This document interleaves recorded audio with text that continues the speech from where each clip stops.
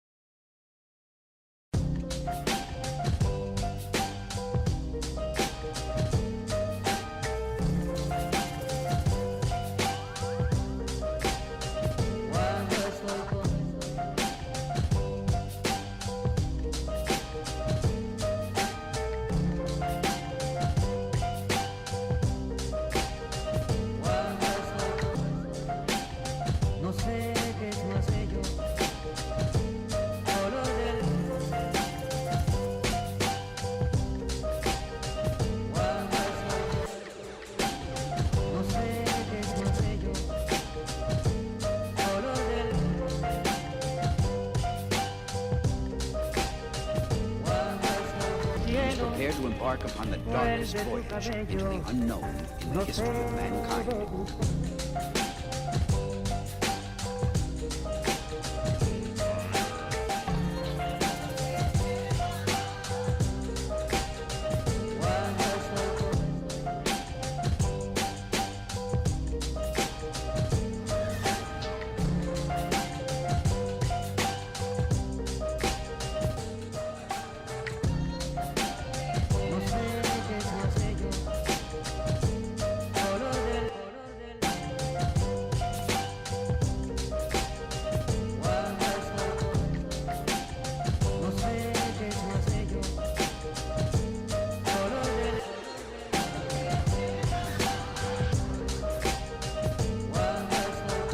Burning lust for revenge pushed him to and beyond the limit where normal men would fall.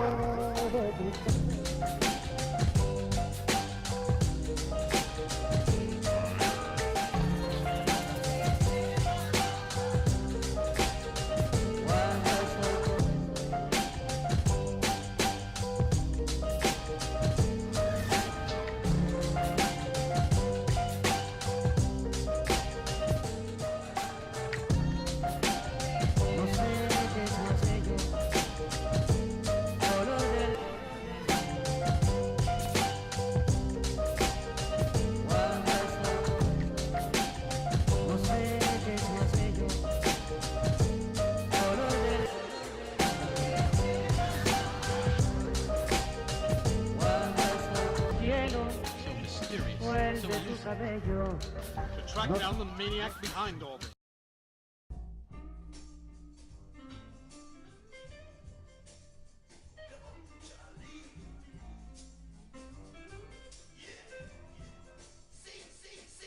Yes.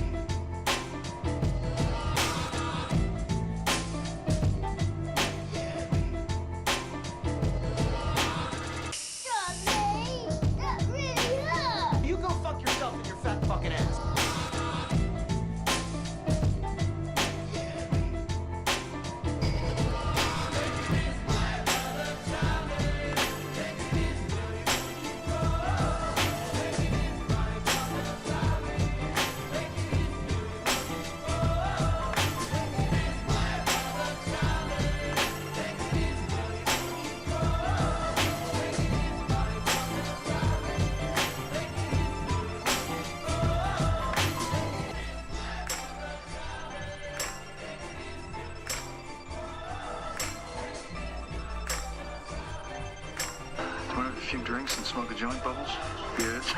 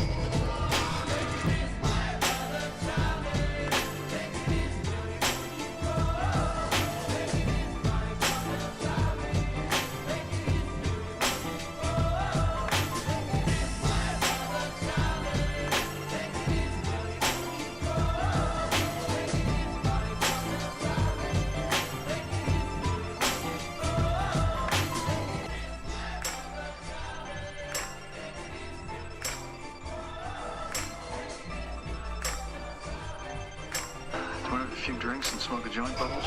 Yes.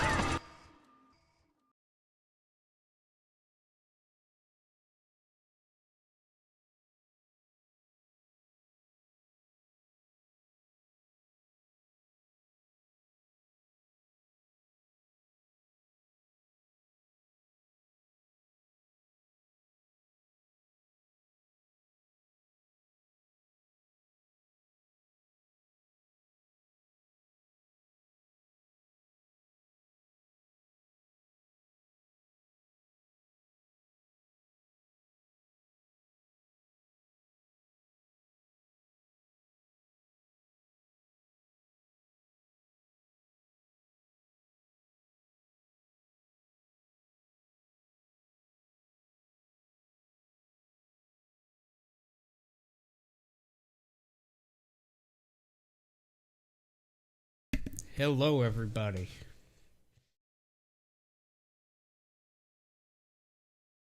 How we doing?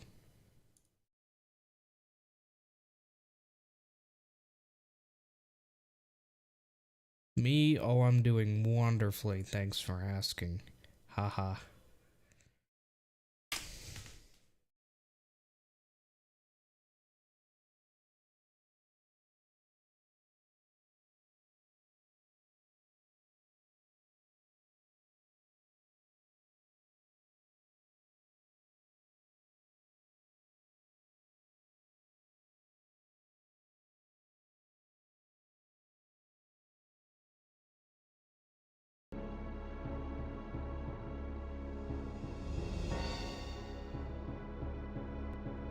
How we doing, everybody? It's me.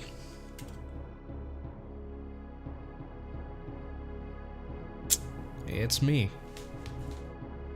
Streaming multiple hours later than I wanted to, multiple days later than I wanted to, with a $2 bottle of gas station liquor.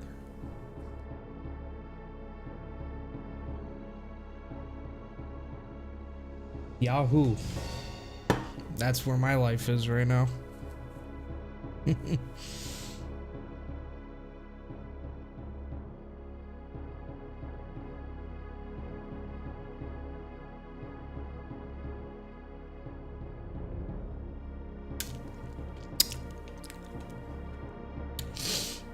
All right.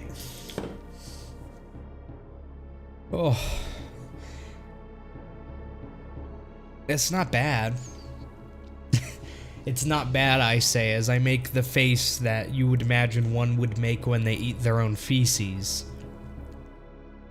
It's like I'm making a face like, ugh, it's not bad.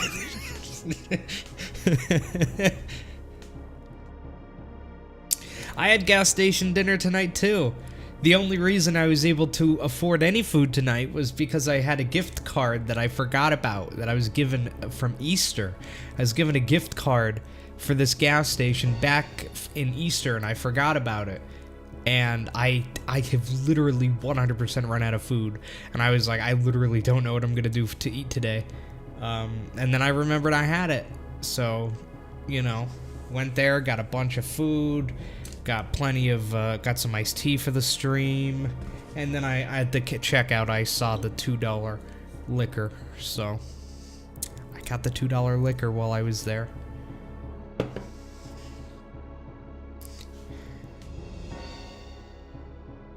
How we doing, chat? Can we just hang out together for a minute, chat, before I start playing? Can we just hang out? Can we just catch up with one another? Can we kiss, maybe? It's been tough. It's been tough. It is indeed a certified bad idea.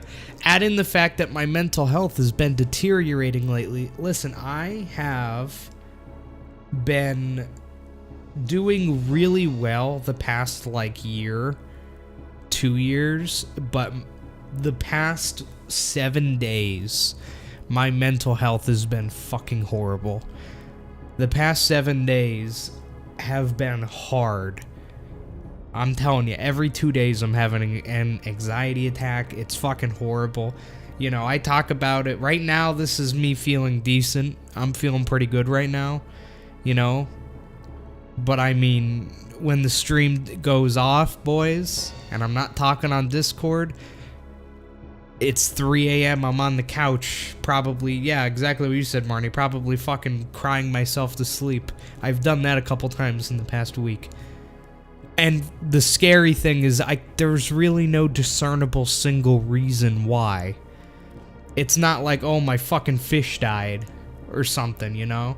Like, there's not, like, one reason I can pin it on. You know, it's just everything, man.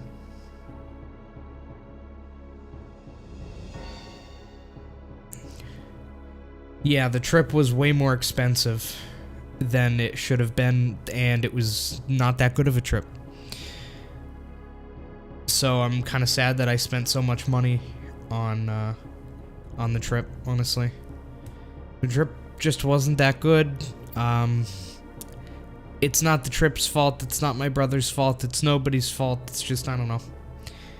I don't know, man. Things just haven't been good.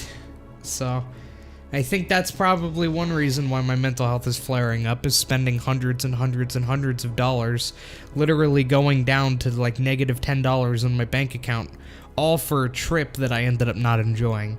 And then coming back from a trip that you didn't enjoy, completely broke. I don't know, man. This is why I need the $2 gas station liquor. Fucking cheers, dude.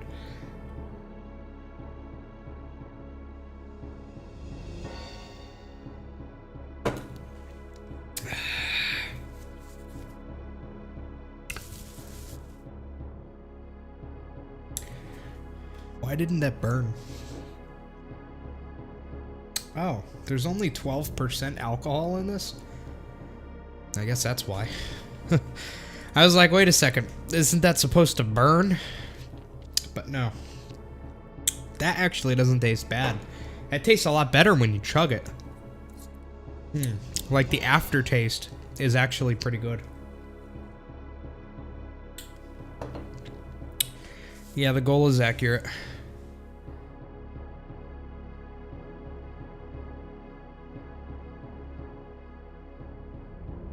Yeah, Flopsy, things have been bad lately, man.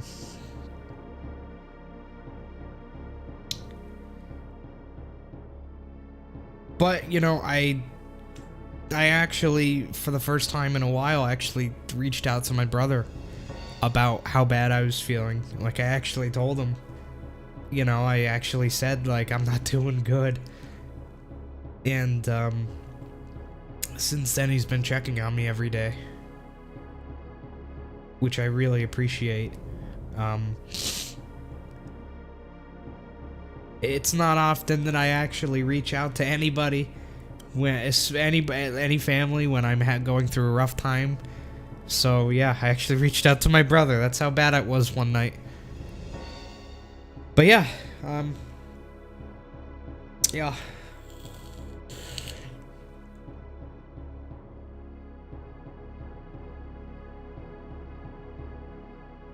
Tonight, I just want to... It sucks because all I want to do tonight is just play the game and not care about anything and just have fun. But I know I can't do that because I have to hit this goal, this stream preferably. So I do have to care about money this stream, which I don't want to, but I kind of have to. So,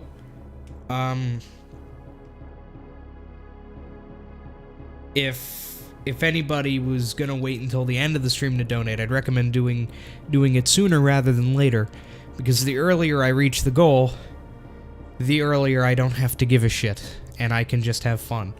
So, I would say this was worth the $2 so far. I'm kind of surprised it only has 12% alcohol, because it feels like more. I've only drank maybe a quarter of it so far, and this is a small bottle. This is only 200 milliliters, so it's a tiny bottle, hence why it was $2. But I don't know, it feels like it has more alcohol in it, because I've probably, let's see, if I drank a quarter, that'd be 200 milliliters divided by 4, so that's 50 mils. So what, 50 milliliters of a 12% alcohol concoction should not, I shouldn't be feeling that at all. So the fact that I am, I'd say, is kind of strange.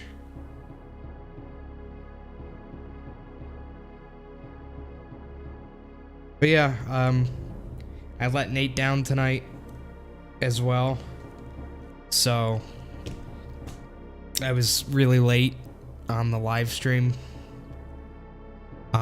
Because I had more troubles. My PayPal got limited and I had to literally create a new bank account, and my bank account was overdrawn. Oh, by the way, cool fucking overdraft fees to my bank, right? So my bank overdraws by like $2, and then they take out another like 30, you know? $500 donation received. What? Here. Daniel. What did that say? Did I hear that wrong? Hang on. I need to replay that because I think I heard that wrong. Holy fuck, I didn't.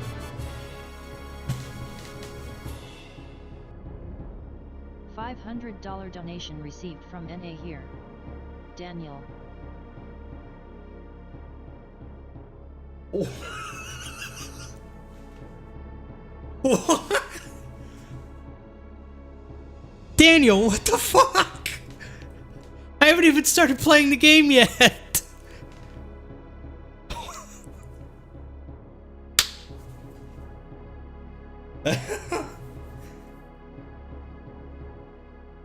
Daniel, what the fuck?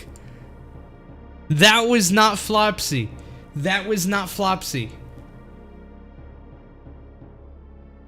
That was not I don't know if you meant that. That was not Flopsy. That was actually Daniel. I believe it was the person who talked. Yeah, Daniel Barton in chat earlier. Daniel, you did not have to do that. Oh my god. Oh my god. Oh fuck, I'm getting worked up. I'm finna nut. I'm finna take down this gas station liquor. Well, I mean, yeah, this is gonna be a great stream now because I don't have to make a single penny this stream now. After that, that's it. It's over. I could fucking turn off donations now. But yes, I was overdrafted by $36. I'll tell the story in a second. Daniel, I can't thank you. I really can't thank you enough.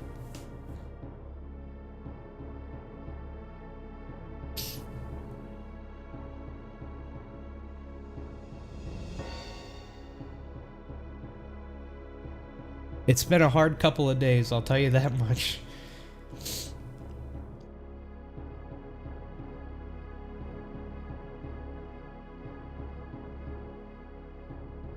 And a lot of the, I mean, Not all of the anxiety, but some of the anxiety has been because I should have done this stream days ago, so that I didn't have to make this much money in a single stream, because I hate having that kind of pressure on me and you guys to be like, okay, we have to make fucking $500,000 in a single stream. I hate doing that. So the way I had everything planned out was I came back from the trip Sunday, and I had it planned out so I didn't have to do anything for the rest of the day on Sunday, and then I could stream Monday night, and was it? Yeah, so I could stream Monday night. That was the original plan, would be stream Monday night. And Monday night comes along, and it's a fucking horrible, horrible day, horrible night.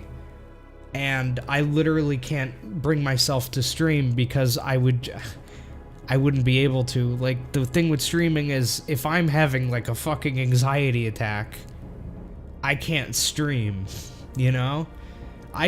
When I worked at retail, at Target, I could stream during an anxiety, or I could work during an anxiety attack. I don't know how much that was for. I didn't see it. Let me hear. $100 donation received. Dude. Flopsy Wopsy. Flopsy. Here's a few more pennies. Flopsy, man, you guys don't have to do that, man. I have given you nothing. I've given you nothing. I haven't done anything yet. But with streaming, I can't fucking believe this. I was supposed to stream Monday night. I told everybody I was going to, and then I didn't. And then I was like, okay, I didn't stream the day I was supposed to, but now I really gotta stream Tuesday night, and I didn't do that. And here I am Wednesday night. Like, my follow-through's been fucking horrible. My mental health has been horrible.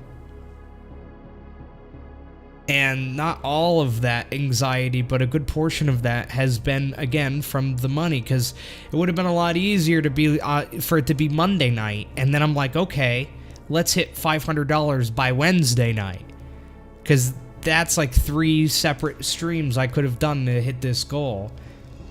But instead I procrastinated, and I literally just sat on my couch fucking hating myself and sleeping and trying to numb my mind. And then finally it's today, and I'm like, holy shit, now I have to once again do it all in one day. I don't know. And then you guys just come along and just do that, and like, yeah, I know, I've been freaking out for the past like 72 hours over this. And then in 10 seconds, it's just gone. It's just really fucking weird, man. It's really weird. It's a really strange feeling, you know? Like having something that just... And I don't want you to think that money is the only reason I've been anxious, because it's not. That's like... Let's just say there's like 10 separate problems in my life that have all been contributing to my anxiety, and the money is just one of them, you know? So that, but I mean, it's a huge help, you know? Another is that I've actually just been feeling really fucking alone lately. And I think that you guys could go back and you could watch every stream I've done for the past 10 years. And I don't think you would find a single time when I said that I was upset because I was alone. I don't think I've ever said that. There were times, and I'm not talking a relationship. I don't care about that. I'm not talking about that. I don't mean alone in that sense. I mean alone as in just having friends. I've never complained about it before because it's never been a problem before. And I don't mean it hasn't been a problem as in I haven't been alone, because I have been alone, right? I haven't had friends to hang out with in real life for a long time. For a long time, since high school, which was 7 years ago. But it never bothered me, you know? I learned how to be happy by myself. I learned how to do that. And it's wearing off, and I'm fucking horrified. I really am. I am horrified. Because for the past 7 years, I was able to be happy by myself, with you guys, you know, with a nice online community, with online friends. That was enough for me for the past 7 years. That was enough for me. And just recently, it has started not being enough. And that's fucking terrifying to me. That is terrifying.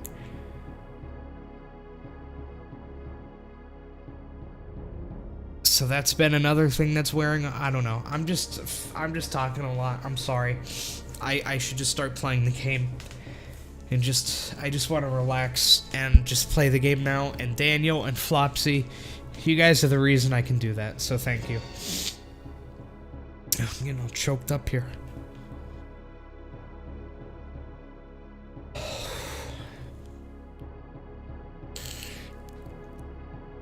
Not to mention, I don't like the way I look. You know, that's been hitting me a lot recently, is how much of a fat fuck I am. I don't have the self-confidence I used to have. You know?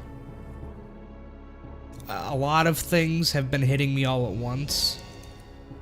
I feel like I've been asleep and just didn't give a shit about anything for the past, like, 5 years. And now, all at once, I'm starting to give a shit about everything. And it's fucking... it's something else, man.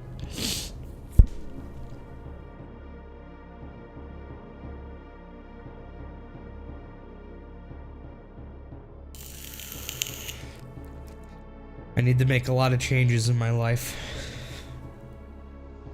I need to start working out, get back in shape, start taking better care of myself physically. I need to keep trying to get a real job so I can get, you know, a stable income instead of surviving off of this. I need to actually make some fucking friends. Like, I've been sitting here sleeping and waking up anytime I want, you know, playing a children's card game from the 90s every now and again, and fucking lounging on the couch. And I've been doing that for like 3.5 years. And it's finally hit me how much of a like, I don't want to say a waste, but I don't know. A lot of things have been hitting me recently. Things that I thought would never hit me. That's my point. Sorry. That's my point, is that everything is kind of hitting me at once, finally. So, yeah. Anyways, we're gonna play the game, believe that one or not. We're gonna play the game without Twin-Headed Thunder Dragon. And without Meteor Bee Dragon.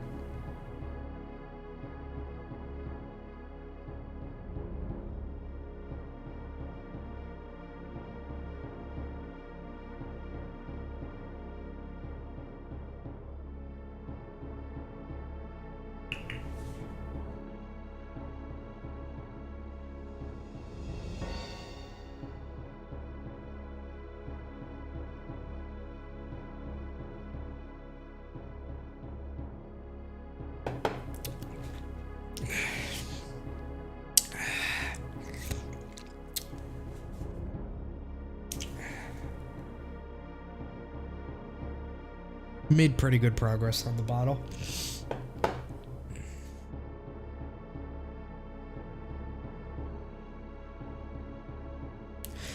If the coworker's your friend, then just talk to them, Marnie. I know it's hard, but... Thank you, Vian. I appreciate everything. Have a good rest. I talked to my brother, like I said. I told him that I wasn't doing good, and it was really hard to tell him that, but I'm glad that I did.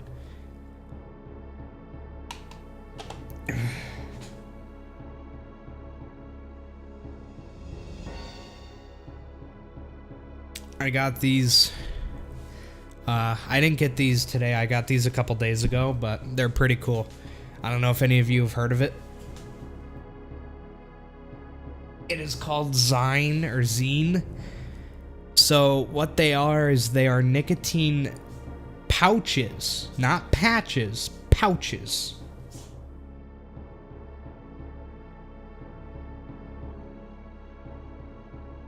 Let me show you what I mean. Because I never heard of these before I went into that gas station like 2-3 days ago. But it's just a little tiny pouch. I'm not going to get it to focus on that. But it's just a little tiny pouch with powder in it. And you use it like you would use chewing tobacco. So you literally just put it, you know, up in your lip. But here's the thing. You don't have to spit or anything, right? So you don't spit. You literally just lodge it up in your lip and then leave it there for an hour. And then that's it. Take it back out, throw it out. The only thing that I don't know about these, yeah, you use it like dip. The only thing I don't know about these is I don't know how they work. Now, I know that snuff, the way that snuff works is it makes correct me if I'm wrong on this, by the way, but my understanding of the way that dip or snuff works is that it makes microscopic cuts on your gums and on your lip, and that is how the nicotine gets into you. The tobacco nicotine gets into you, right? Now this, I don't know how this works. These pouches, I don't think it works the same way that snuff and dip does. There's no tobacco in this. It's just pure nicotine that's slightly flavored. And since you don't have to spit it out, I'm guessing it doesn't do the microscopic cut thing. I could be wrong about me saying that. Maybe that's just something I heard when I was younger and I just internalized it as fact forever. But yeah, I'm guessing it's absorbed through saliva or something. But it's interesting. Look it up. Try to look up how nicotine pouches work, like what their method of delivery for the nicotine into your system is. You will not get a straight answer anywhere. You won't get a straight answer on any of their websites, not even Wikipedia. Even Wikipedia flat out says their method of delivery is unknown or something. I'm not even kidding. Snus has small traces of fiberglass in the pouch, which cuts into your gums, and the saliva in your mouth activates the tobacco. Yes, that's what okay, so that is correct. Now these, I don't know if they work the same way. I hope it doesn't. Now, what I thought is the whole reason you have to spit out snus or snuff is because of the fiberglass. You want to spit it out because you obviously don't want to be ingesting that much of it. But these, you don't spit with these. You don't spit anything out, which is why I think it doesn't do the same thing. I'm pretty sure that these just absorb through your mouth without cutting it, you know? That is the only reason I tried these. Like I said, I bought this little thing. It was only like $3 for 15 of them. I've only used them a couple so far. But it's actually pretty great. I mean, I have to admit, it tastes like nothing. This is peppermint flavored, but you don't taste anything because like none of the saliva comes down. I can use it in situations where I can't vape, like indoors in certain places. And even if I can vape, it's kind of nice to have it like a different method of delivery every once in a while. Like, oh, instead of vaping for the next 2 hours, I'll just pop one of these in, you know, and forget about it. And it's small too. Like, I put this in, I completely forget about it. Like, I don't even remember it's in there. No taste. I don't feel it after a couple seconds. I can talk normally. I could fucking eat with it in. Like, that's how inconspicuous it is. No, I'm not trying to stop vaping. I just like experimenting with different methods of getting my nicotine, that's all. I still enjoy vaping the most, but I don't know. I saw an advertisement. I was at a gas station. I saw a sign, and it said like Zine nicotine pouches, and I'm like, what the fuck is a nicotine pouch? That's very strange. So but they had a deal, and it was like $3 for a whole pack, and I was like, $3? I don't even know what these are. Let's try it. And I tried it, and I actually got a slight nicotine buzz, and I was like, oh baby. I only got it in 3 milligrams, but still, I got a little bit of a buzz from it, and I was like, damn, this is awesome. Nicotine is absorbed into the bloodstream via the mucous membranes in the mouth. Yeah, I think I read that one, but yeah, I wasn't sure if it was like fully like true. Is that true, Care Brown? See, I'm not sure if that's just something I heard a long time ago and I just internalized as being true forever. Like, that's probably something I heard, like, back in, like, middle school, and it's just been in my mind forever. I wouldn't do, I wouldn't do dip anyway, because I just think it's gross in general. Not because of the whole cutting your mouth thing, although that is a part of the reason why I never did it.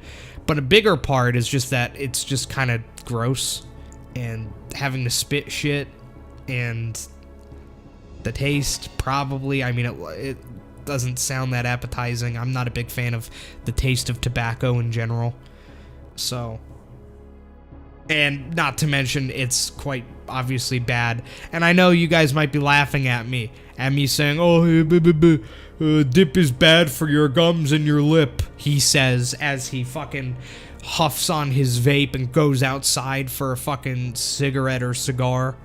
Yeah, I know, right? But, you know, just because somebody is a meth addict doesn't mean that heroin is good.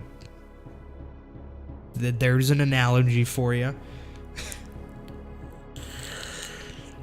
I don't know what I'm saying, so I'm gonna play the game now. I am gonna put one of these in, though. Have I tried vaping anything other than nicotine? What else is there to vape other than nicotine and, like, THC or CBD? The only 3 things I know of that you can vape is nicotine and then either THC or CBD. THC and CBD I have no interest in. I don't like either compound. I could do nicotine free, you know, where it's just flavor, nothing else. Kind of defeats the purpose.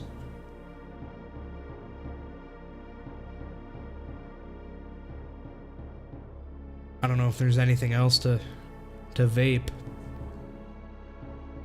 Also, I'm glad I have a mustache for this, because it makes opening my lip easier. Instead of having to, like, get my dirty fucking mitts, like, in my mouth to move my lip, you just pull on the hair. I've tried, like, THC and CBD, I just don't like them.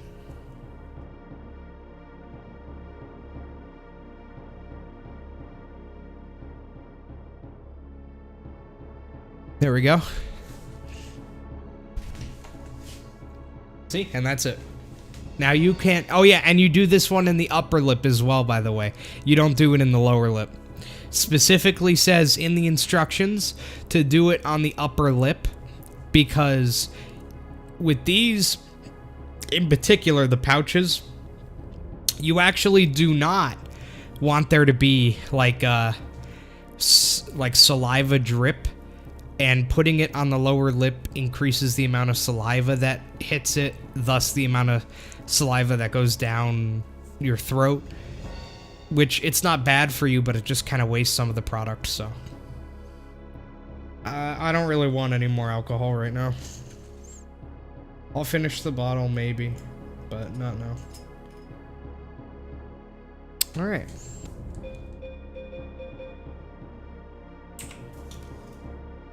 Yo, Joseph, how you doing? Alright, let's go. Oh yeah, and one other cool thing with these pouches is that if you want to be a badass like me, you could do the double nicotine. Oh yeah, baby. We're getting double delivery, baby. Nicotine in my gums. Nicotine in my lungs. Nicotine in my ass. Nicotine in my gums through fiberglass. That's my song.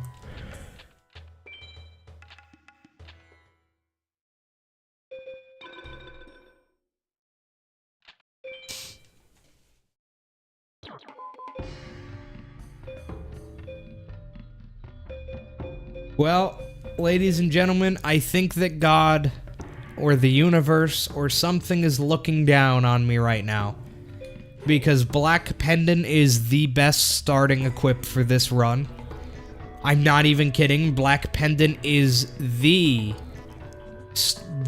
starting equip you want for this. Like, the single one that you want more than all the other ones. You want it more than Dark Energy. You want it more than everything else is Black Pendant. And we just got first try starting deck. First fucking try starting deck. Let's fucking go. Skull Knight, Summon Skull, Dark Magician. Those are the meta. I can't believe we got a first try deck. And it's not a bad deck as far as females go. This is not female strats, but females are still useful, right? Females are still a useful part of the run. And we got like what? Nemoriko's 1, 2, 3, 4. 4. It's not bad. Yeah, I'm literally looking for that. Beautiful. Alright, so the first thing we're gonna do is we actually want time wizards in this run.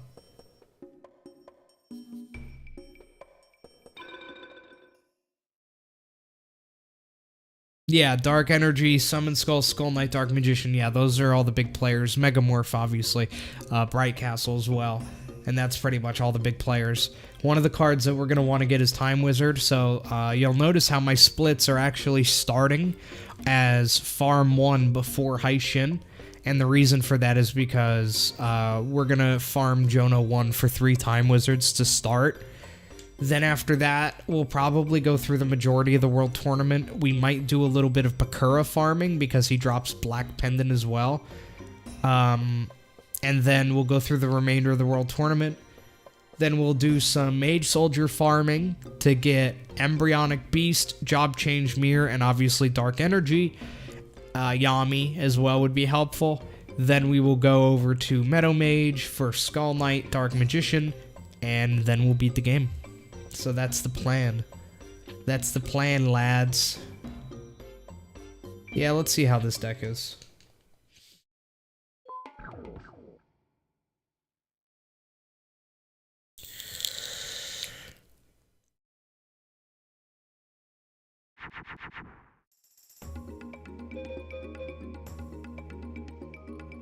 How many times do we see them? You mean like how many times we see the card, either card at all, like played against us, or we win it, or both? Because twin-headed we won't really see ever, except maybe occasionally on the final 6 or Isis. Definitely won't be winning it. MBD we can potentially win.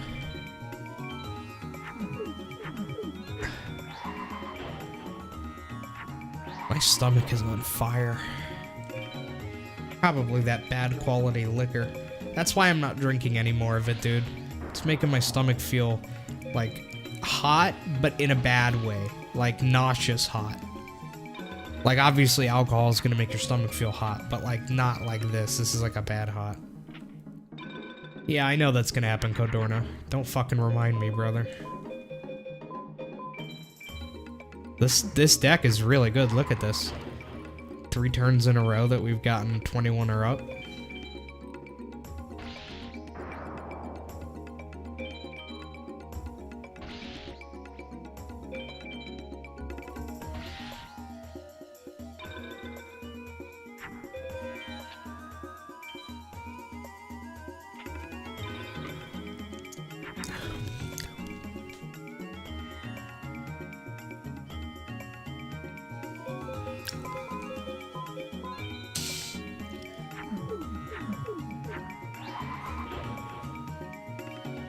Yeah, gas station liquor hit not good. It hit good at first. I just took a big drink of iced tea though. Hopefully that'll mix with it and kind of cool everything down, dilute it a bit.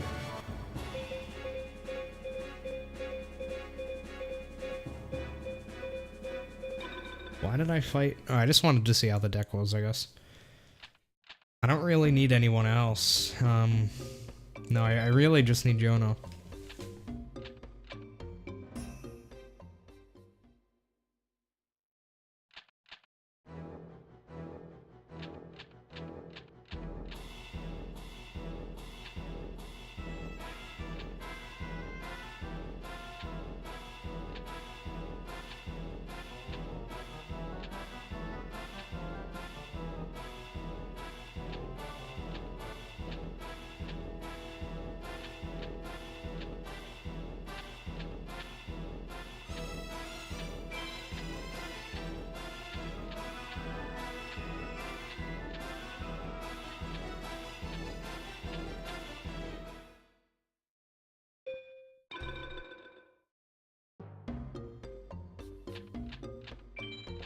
Alright, so here's Jono.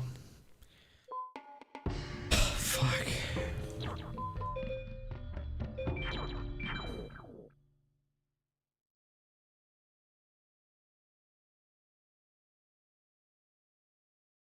Well, at least now, if I fucking vomit or something, I don't have to worry about having to come back and keep streaming. You know? Because before we hit the dono goal, even if I was fucking vomiting all over, I would be like, oh, I gotta keep going. But at least now I could be like, alright, I'm dying. Gotta go. But hopefully that doesn't happen. Oh yeah, by the way, I don't plan on finishing this run in a single segment. That was never the plan. Because this run will probably, the way that I'm gonna do it, it's probably gonna take maybe 5 or 6 hours. So yeah, I never planned on streaming for 5 or 6 hours. Yeah, I need more I need a moderator in here to deal with the fucking bots. So here, let me just add somebody as a mod. Alright, defend me from the bots.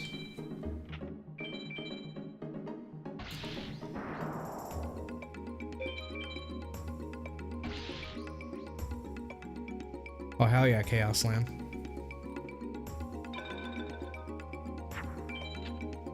You can vomit and get some nicotine at the same time. Exactly, it's a win-win.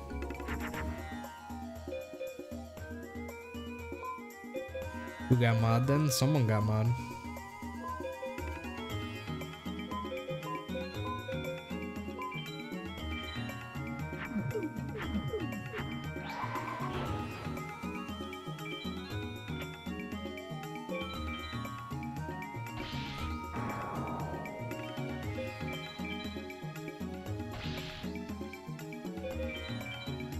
Actually, 2 people got mod.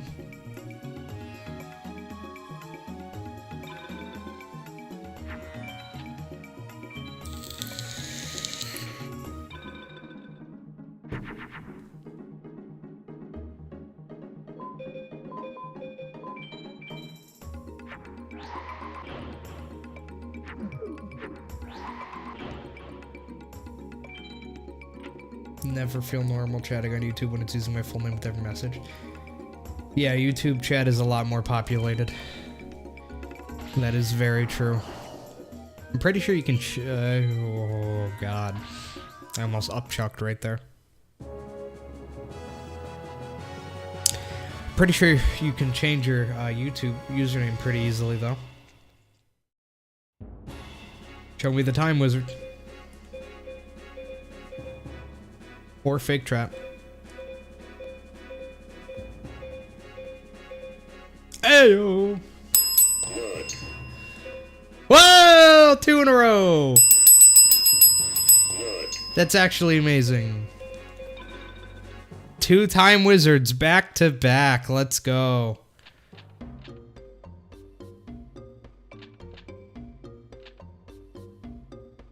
Somebody else got mod too. Flopsy was 1. Who is number 2, though?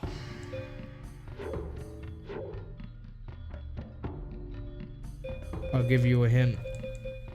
Their name has the same... Their name starts with the same letter as the second to last letter in the word chimera. What do you even do? When you see a bot, you click on the little three, the little 3 dots to the right of the message of one of the bots, and then you click hide user on this channel.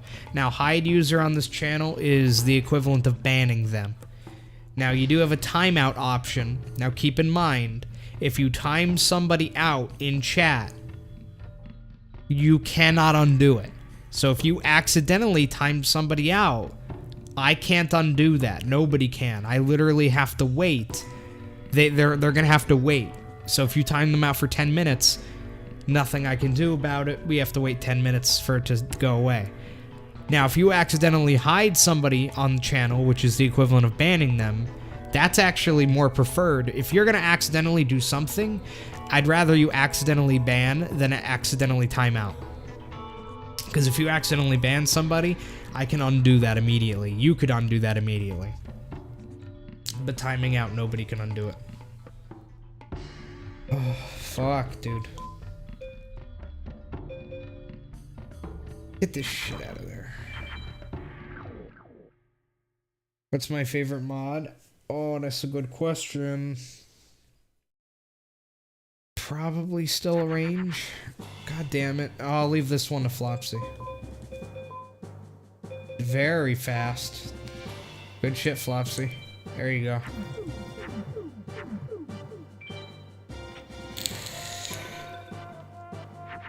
The second mod hasn't spoken in a little bit. Probably because the second mod already spoke before I added them as the second mod, so they probably thought that they are not the second mod, because they're like, oh, I already typed and it wasn't me. But I actually added the second mod after that person typed. So they probably are thinking it's not them when it is in reality them. What is this? Some stupid shit? Nah.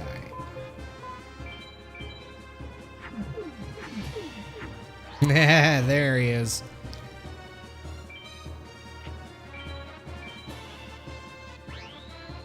There you go, Ricky J.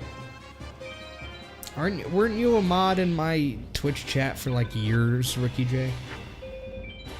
I don't know why you weren't a mod on YouTube to begin with. You've been around for like ever.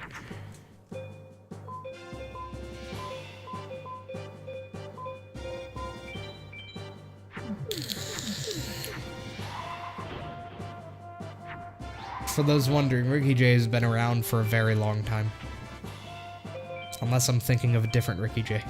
But I'm pretty sure that's the Ricky J that's been around for a very, very long time. So. And considering the bots are coming out in full force lately, I figured having 2 more mods would help. That's the only time I add mods. And keep in mind, being a mod is not a status symbol, okay? I see a lot of people who want to get modded just because they want the they want the clout of being a mod. Trust me, you get no clout for it. You really don't. It's my stream, guys. It's not fucking XQC's chat, okay? It's mine. You're just gonna ban the occasional bot. That's it. And I'm not adding people because I like them necessarily. I do like everybody I have added as a mod, but it's not like a popularity contest. It's literally just, have they been around for a long enough time, and do I trust them with mod? And then it's, do I need a mod?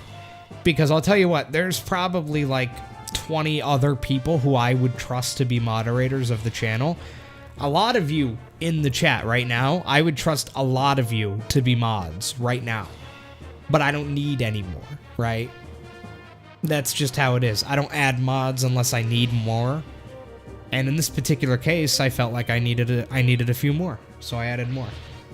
So don't think, oh, GFC didn't mod me, that just means that he doesn't like me. No. It just means I don't need any more mods. That's all.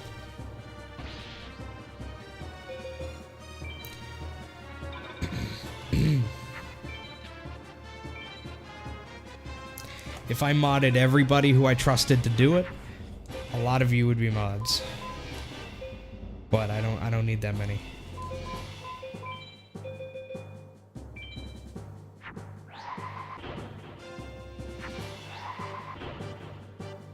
Now, Beast Fangs would actually still be kind of good in this run. Even though we're not using Twin-Headed, Beast Fangs still works on Zoa and Skull Knight. So yeah, it would be good to have. Doesn't work on Dark Magician, but Zoa and Skull Knight it works on, so it's still a good equip, I'd say. In order for an equip to be considered good, I'd say it needs to... The three big cards, the three big monsters of the run is Skull Knight, Zoa, Dark Magician. And in order for an equip to be, you know, worth putting in the deck, it needs to work on at least 2 of those. Preferably 3, but at least 2. So cards, for example, like Black Pendant are going to be number 1 because it works on all 3. Obviously Bright Castle, obviously Megamorph, obviously Dark Energy works on all of them. But outside of that, you know, you got Beast Fangs, which is decent. And then you have a card like Book of Secret Arts, which I think works on Dark Magician, but not the others. Which means I probably would never use it in a run. I don't know. But yeah, 1. Beast Fangs is going to be drop 8, by the way. Watch this. 2, 3, 4, 5, 6, 7, 8. Damn, that would have been awesome. 9, 10, 11, 12, 13, 14, 15. Yeah. See? See? A run where I don't need thunders or dragons, and I win a thunder and a dragon. Now, here's the thing. Even though Twin-Headed is not allowed, I can still use other dragon cards. So dragons are actually still quite useful. Now, by the time we get to the end of the run, like Final 6, I probably won't have any dragons left in the deck. Probably. I might have a few. But for the most part, we won't really be using dragons in like the late game, the end game. But for beginning game and mid game, dragons are super good. Because think about it. A dragon, even without Twin-Headed, dragon plus plant, 2100. Dragon plus Time Wizard, which we're going to have 3 of, 2400. So it's still going to be quite useful for quite a while. So we still do want dragons. I probably won't farm specifically for dragons, but any dragons I win, I'll still probably put in. Now, thunders, on the other hand, completely useful, or useless. Thunders are. Thunders, their only real purpose in this entire game, really, is Twin-Headed Thunder Dragon. Without Twin-Headed, you have, like, Kaminari attack, and that's really it. And that's obviously only 1900, has bad Guardian Stars, not going to help. So Thunders, we don't want any of. Thunders are honestly on the same level as, like, bugs in this run. We don't want Thunders at all.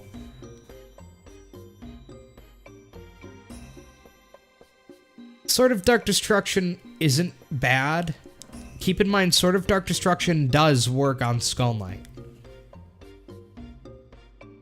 So, it's not a bad card.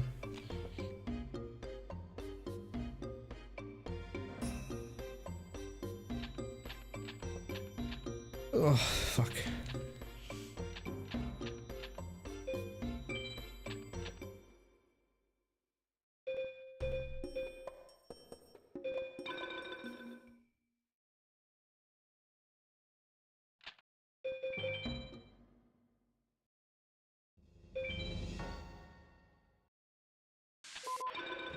Alright, so we only need one more Time Wizard now. Did I start with any Thunders in the deck? No, okay, good. If I did, I honestly, Thunders are the first card I want to get out of the deck. A, because they're not that useful, but B, because, I I don't even want to have the possibility of accidentally making a twin-headed, you know? So it's nice to just get rid of them ASAP.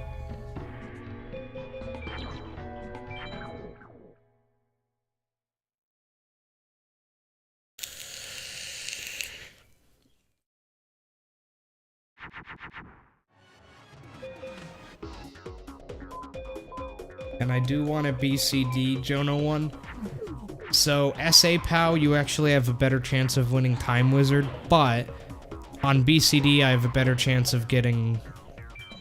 Wait, I think I'm wrong, actually. I think you can win Fake Trap on SA POW as well. I don't know, actually. I'm second guessing myself now.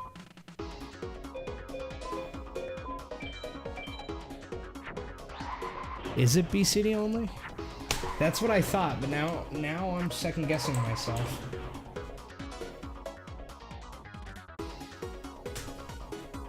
I'm gonna look it up.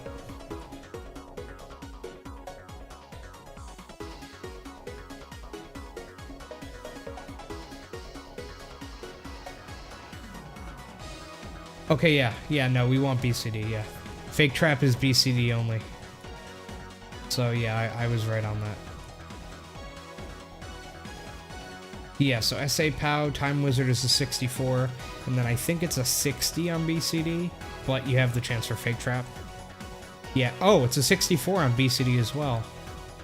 So you have the same chance for Time Wizard on SA and BCD, except on BCD you also have a chance to get Fake Trap at an 18. Alright, yeah, then BCD is undoubtedly superior then.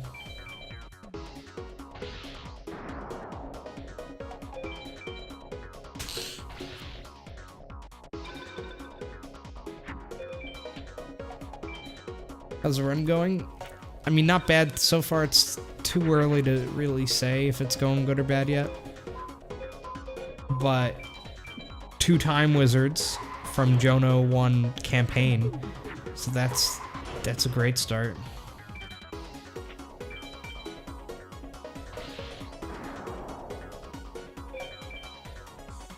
I still can't thank Daniel and Flopsy enough, man. You really have no idea how much stress that took off me.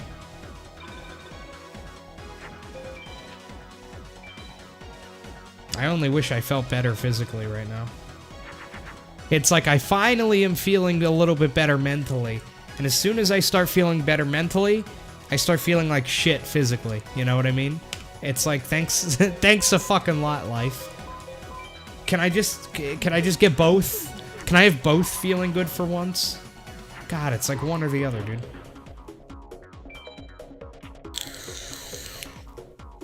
Pretty much, Kodorna. Thousand Dragon, Black Dragon, Jungle King, Mystical Sand, Flame Serb, Summon Skull, a bunch of equips. Make sure you change the field to like Mountain. The thing with A-powing Meadow is that it's gonna be really hard at first. So when we first start A-powing Meadow, it's gonna be pretty hard for us to get an A-pow. But once we get a Skull Knight or a Dark Magician or even a Gaia the Fierce Knight, as soon as we get one of those, it now becomes easier to get future A-pows, which means we're going to win more of those cards, which is going to make it even easier, and so on and so forth. So it'll be like a snowball effect, pretty much. It'll be hard to get started, but once we get a couple A-pows under our belt, we get a couple good wins, it'll become significantly easier. And there we go. 3 Time Wizards in 1 campaign duel and 1 free duel.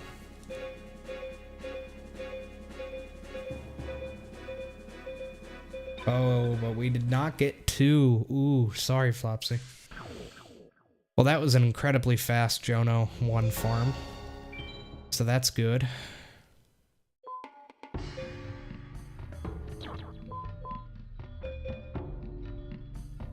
The triple whiz is secured.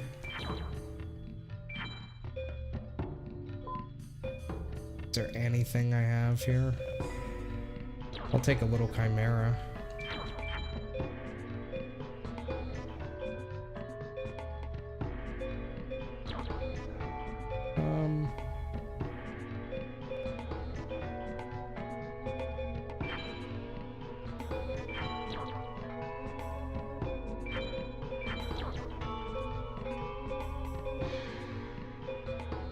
Yeah, honestly. There we go. This should be juicy.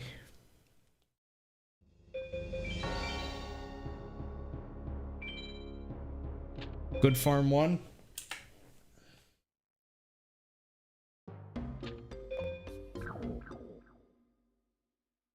Good news, I'm feeling a little bit better physically. God, knock on wood.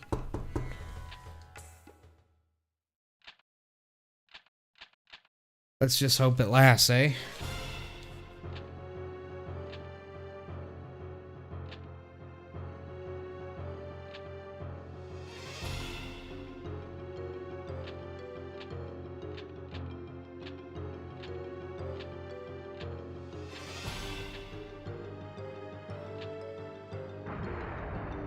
Yeah, that's true. I really should go to the other room and get some more water.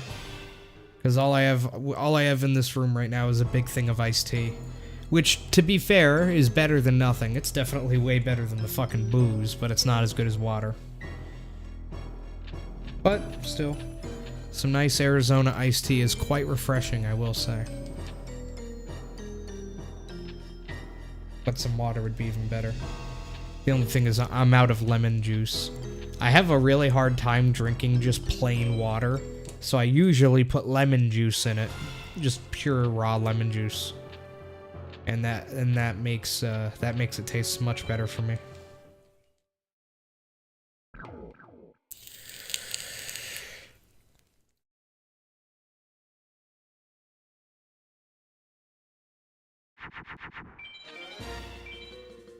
Oh yeah, I'm definitely feeling a lot better now, actually.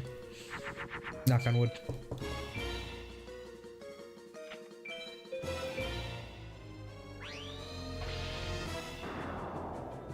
Hi Shin, don't shake the JPEGs, anything but that.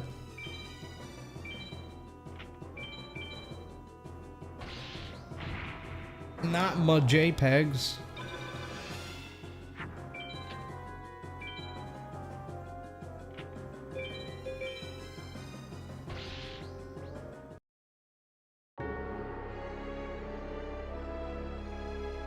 Honestly, I think the nicotine is helping.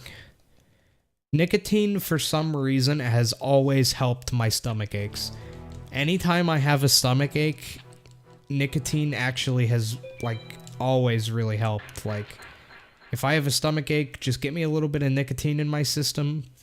Helps my stomach every time. I don't know why. I don't know if that's, like, a known side effect of nicotine. Like, I don't know if that's something that anyone else has noticed. Nicotine helping stomach, you know, like nausea. But yeah, if I'm nauseous, nicotine genuinely helps. So it's probably it could also be the pouch that I have my upper lip helping.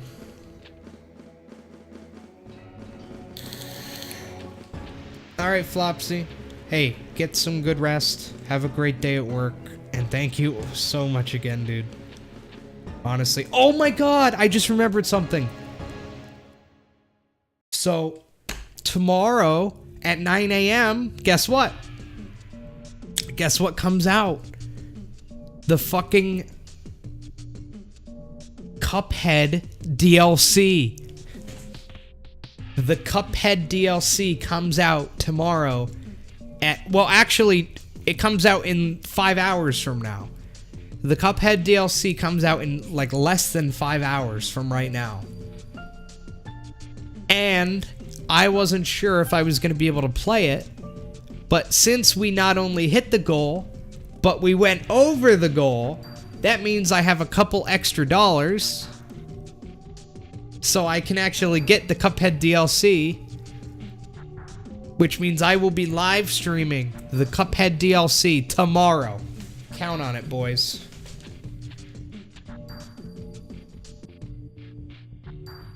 Probably not until the afternoon or something, but I will be streaming it. Not at 9 a.m., obviously. 9 a.m. is less than 5 hours from now. That's when it comes out. But I will be doing a playthrough of the Cuphead DLC. Probably a full playthrough of Cuphead in general, honestly, tomorrow. Because I haven't played through Cuphead in a while. I'll probably do the entire game and all the DLC in one stream. So make sure you're there for that, because that's going to be fucking great. I'm really excited for that, actually.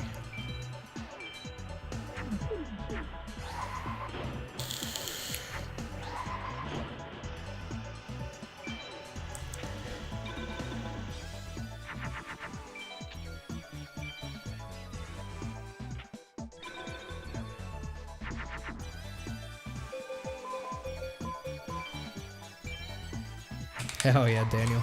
It's gonna be awesome. I love Cuphead so much, and it's been a while since I played Cuphead too. By the way, that's another reason why Black Pendant is so good.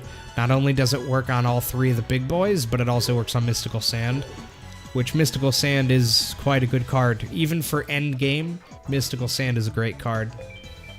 So, yeah, that's another positive of it. Now, you might be thinking, why would you rather start with Black Pendant and not Dark Energy? Because Dark Energy obviously is going to work on all the dark cards. So why would you not want to start with Dark Energy, and why would you want to start with Black Pendant instead? And I don't know if any of you can think of this. I'm sure you could probably think of why if you thought about it for a second, but the reason we want to start with Black Pendant, exactly what Daniel said, exactly. It's that Dark Energy is a card that is much easier to win, and we're probably going, even so, Dark Energy drops from Mage Soldier at a pretty high drop rate. But even if Mage Soldier did not drop Dark Energy, we would still farm him. And the reason for that is because outside of Dark Energy, he still has Embryonic Beast and Job Change Mirror and Yami, which are three other great cards that we not only want, but we need those cards.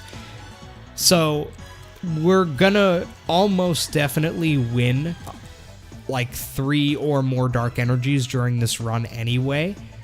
So if we start with the Dark Energy and then we win 3 of them, well, we can only use 2 of them. But if we start with Black Pendant, which is a great equip still, but we're probably not really going to win that many Black Pendant. The only person I can really get that from is going to be Bakura.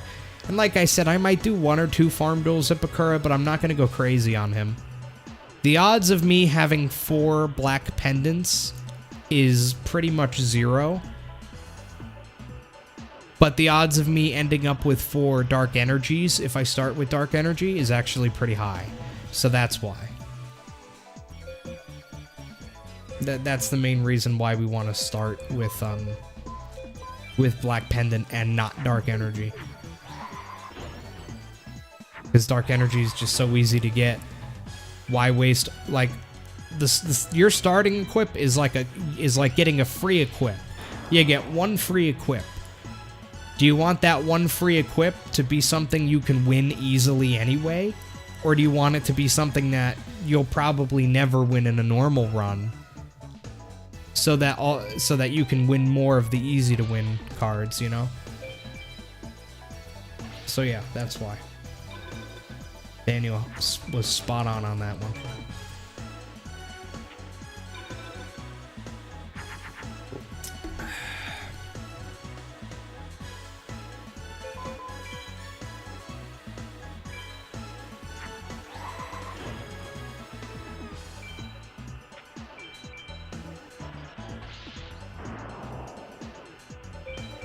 Remember what I said, Beast Fangs is still useful in this run.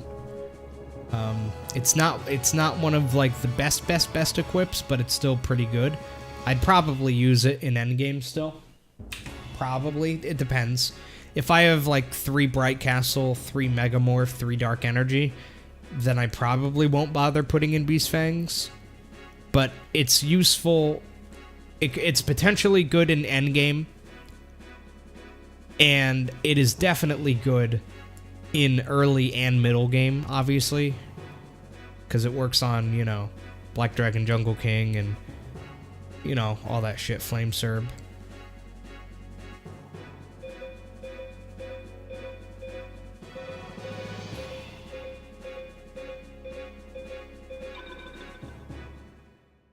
Skull Knight is the best card in this run, yeah.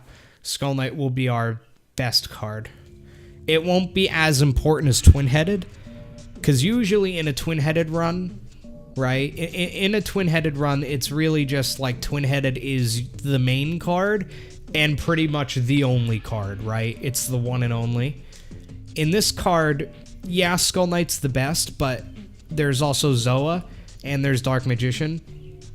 And Zoa and Dark Magician aren't as good as Skull Knight, but they're pretty close. Like, Zoa is pretty much just as good as Skull Knight, except for the fact that it doesn't have Neptune as a Guardian Star. Skull Knight is really good because it has Mercury and Neptune. Now, Zoa also has Mercury, so it's equal with that with Skull Knight. Now, yes, Skull Knight has an extra 50 attack. That 50 attack doesn't really matter. The difference between 2600 and 2650 doesn't really make any difference in this game. So that's not really why. But Neptune is good for killing MBD. Skull Knight plus 1 equip in Neptune. That's a 3150 in Neptune. Will kill an MBD. And then also you have Mercury, which, you know, Skull Knight plus a Megamorph and 1 normal equip will kill a Blue Eyes Ultimate Dragon. Whereas Zoa, Megamorph plus 1 regular equip will kill an Ultimate, but it doesn't have Neptune, so you don't get that easy 1 equip MBD kill, which is why Zoa is just slightly worse.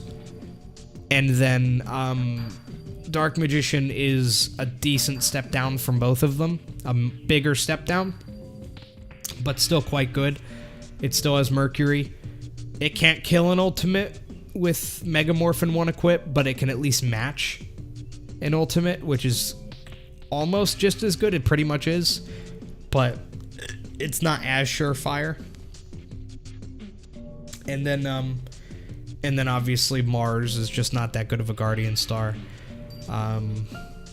It could take out a Pugum, or at least match a Pugum with 1 equip on Nightmare.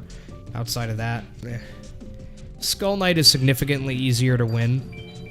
We probably will end up not really getting any Zoas in this run. We might, but the odds of us getting one is pretty low. Except for on the Final 6. Like, when we're actually doing Final 6, that's when we have a pretty good chance of getting a Zoa or 2. But before the Final 6, the odds of me having a Zoa is pretty low. There's not that many places to farm for it either.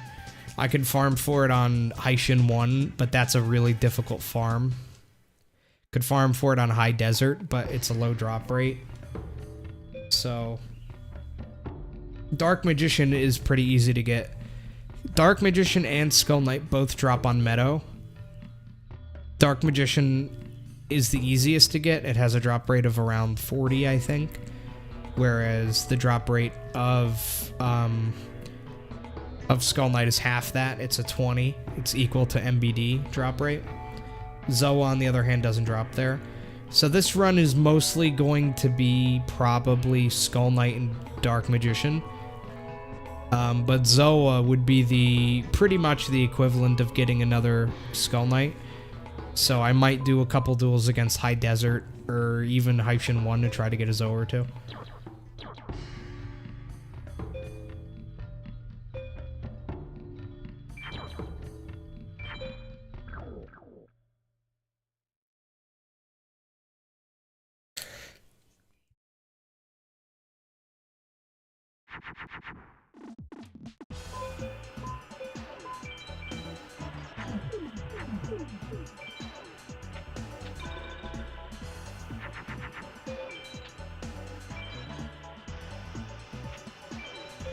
please don't.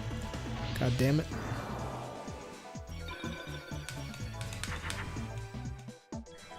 That works. Actually, I was gonna do this and then Stone D and Mars to kill that. But if I do this, I could do Karyushin and Mars to kill that. And the next turn I can still make an Uchioni 2150.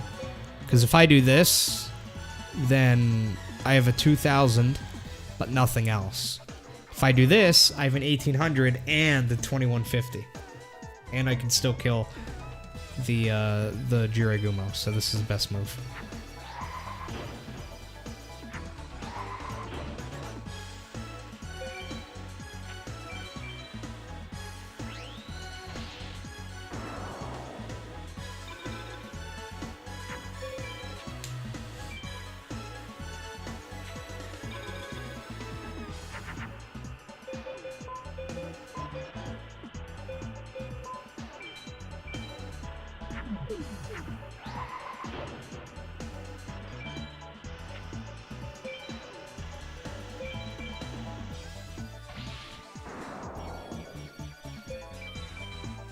Yeah, the Zoe Skull Knight deck is pretty fun, honestly. You're right, they have a lot of equips that work on them. And the good thing with Zoa and Skull Knight is that there's a lot of equips that work on both at the same time. Like Sword of Dark Destruction, Kunai with Chain, both work on both. Beast Fangs works on both. So...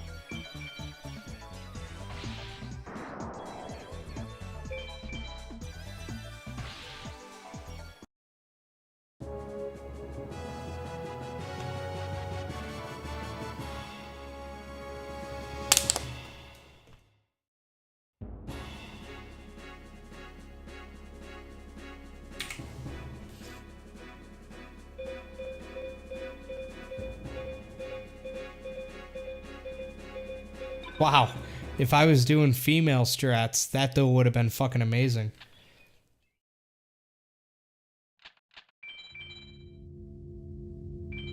But invisible wire is huge. And honestly, the female equips are useful. So I can't really complain.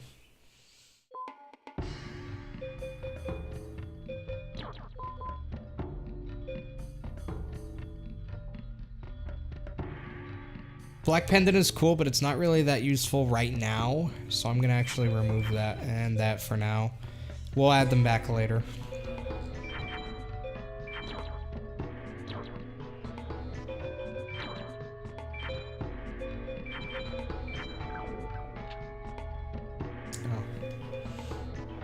Do I have any females I don't have in? I got you.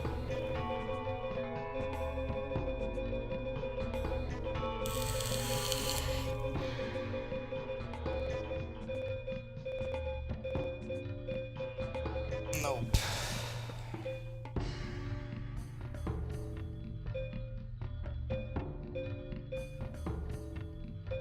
I guess I'll just throw in Black Pendant.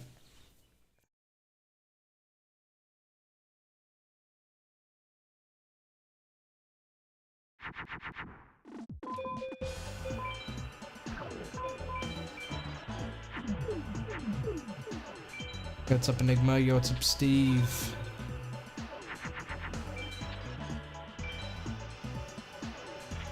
No, you can't use save states during or even before runs.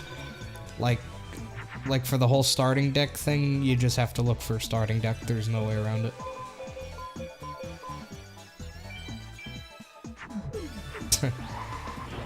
No, I'd rather peel the skin off of my scrotum than play that again, Lucas. I mean, it's theoretically possible to get 999 star chips. Yeah, it's theoretically possible. But no, nobody has ever done it legally, and nobody will ever do it legally. It would just take such a long time that it could happen, like somebody could do it, but it would take them a very long time.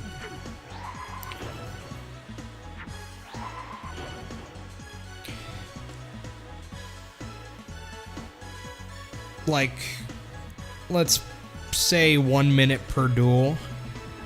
Keep in mind, this is not taking into account loading screens or anything like that. But let's say 1 minute per duel, right?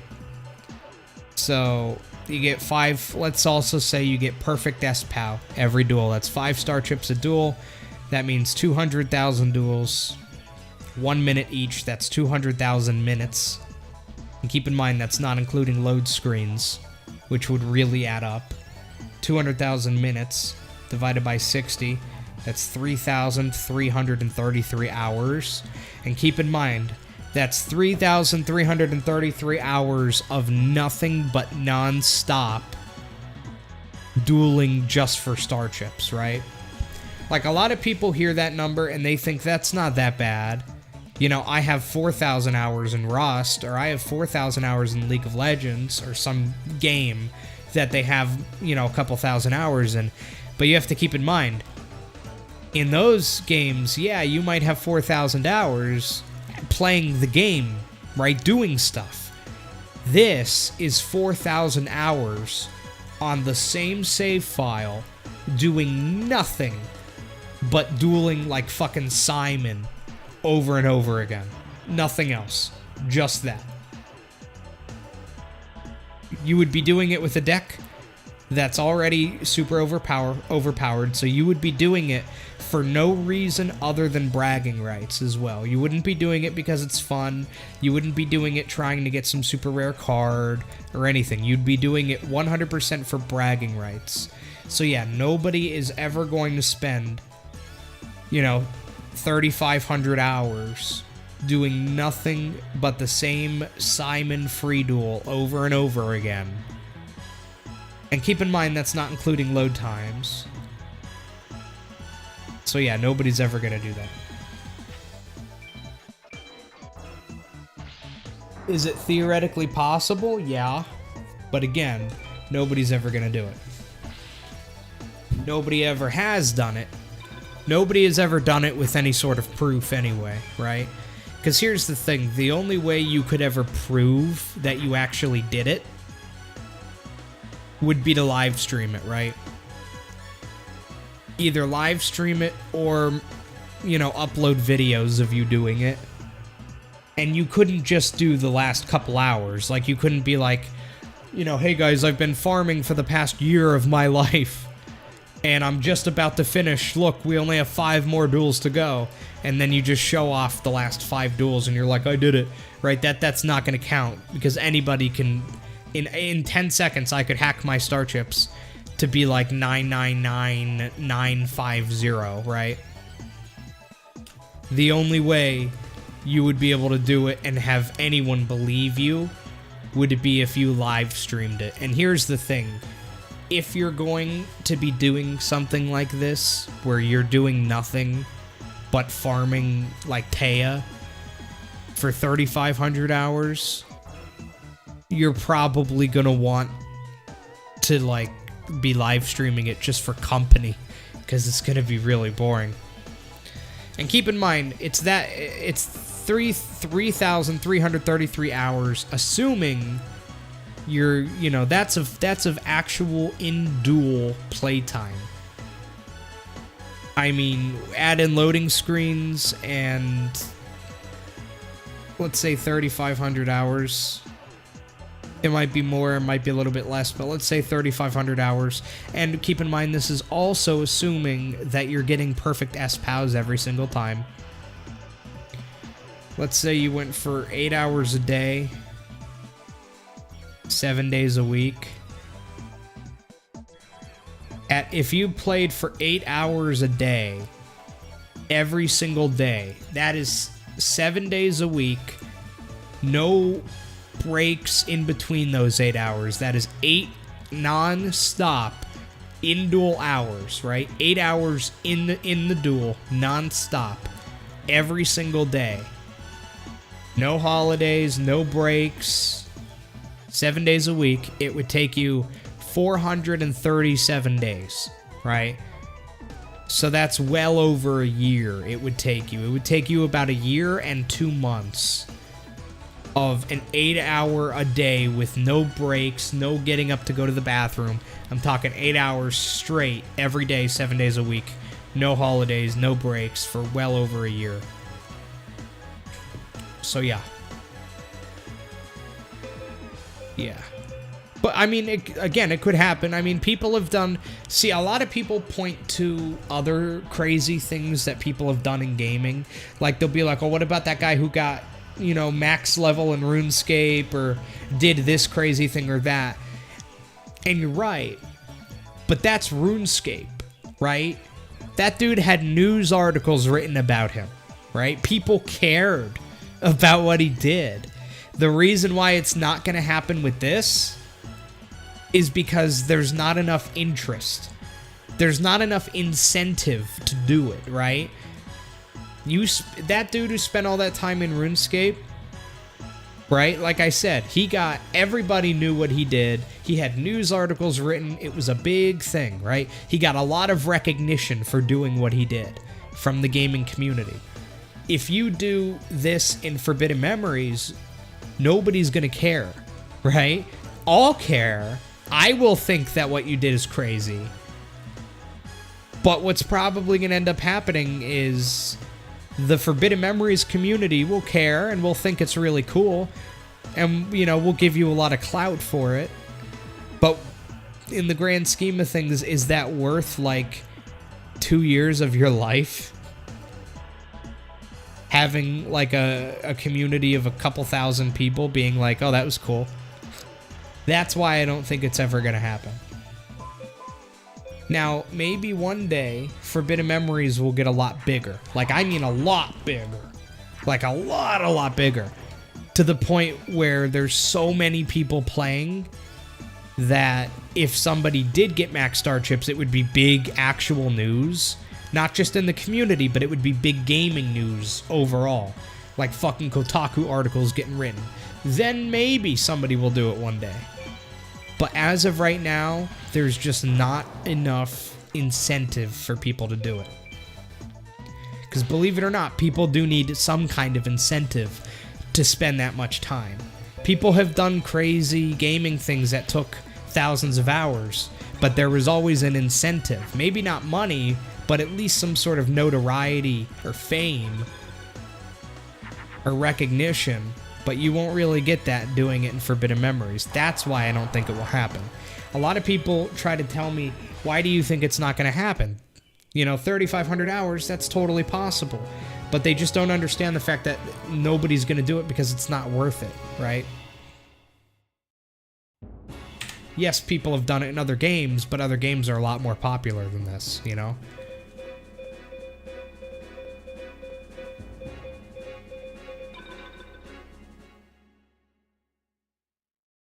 It's possible, Cadorna.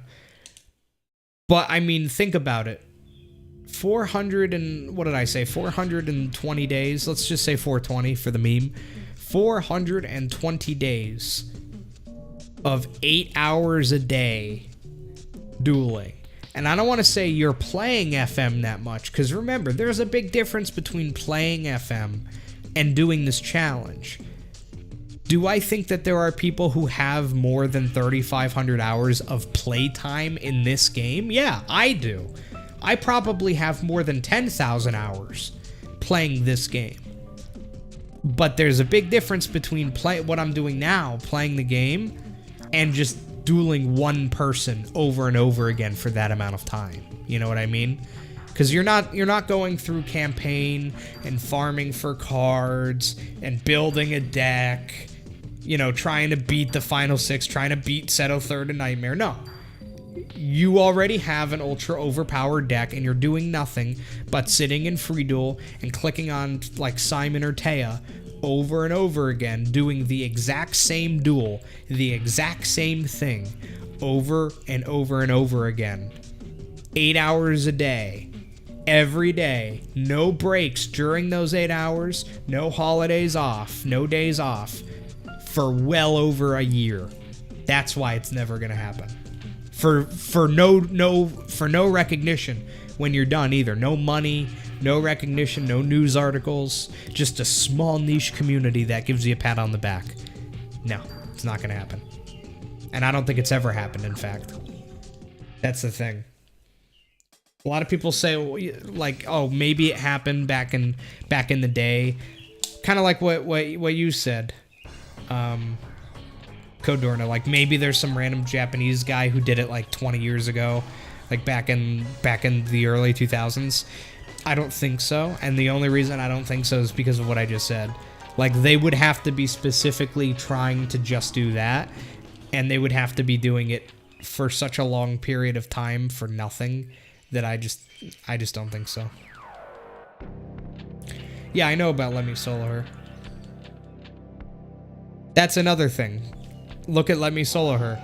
Like, the fight is slightly different, is going to be different every time, you know? He can do the same Melania fight 1,000 times, but, it's always fun to do. There's always a risk of him dying, not to mention the notoriety, the fame he got, the recognition, right? There was actually a reason he did it, because it's fun to do. It's fun to do the same fight in Elden Ring, the hardest fight, over and over again like that. That's fun. Not to mention the amount of time he spent, it doesn't even come close. Like, just fighting Melania for people, the amount of time he spent doesn't even come close to the amount of time this would require.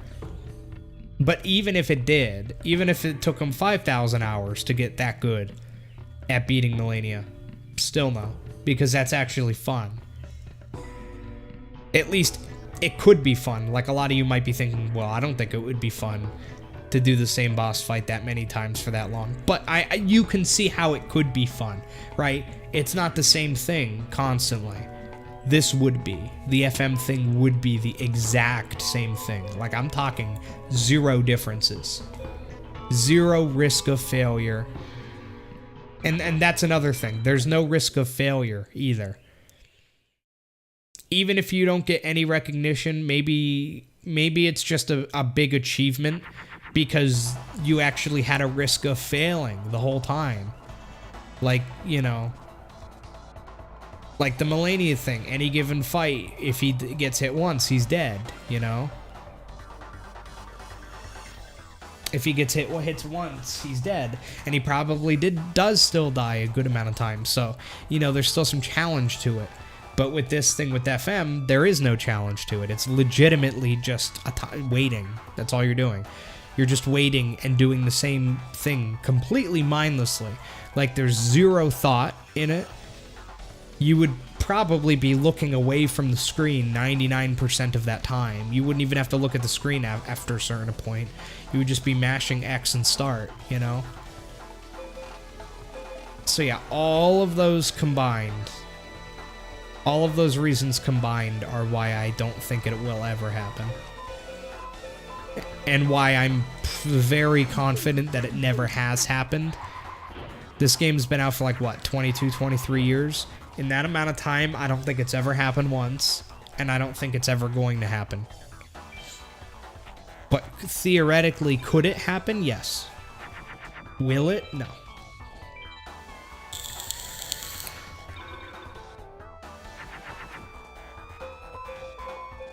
Yeah, game crashes.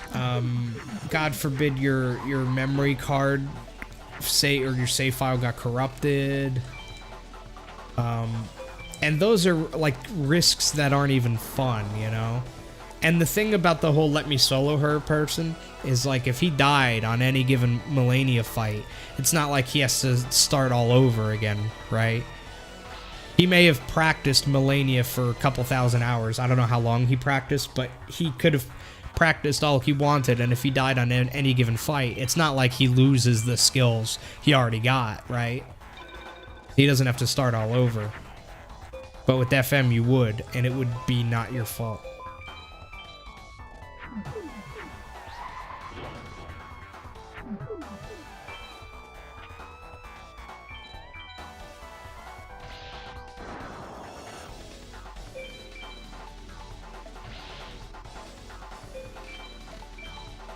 So yeah, that won't happen.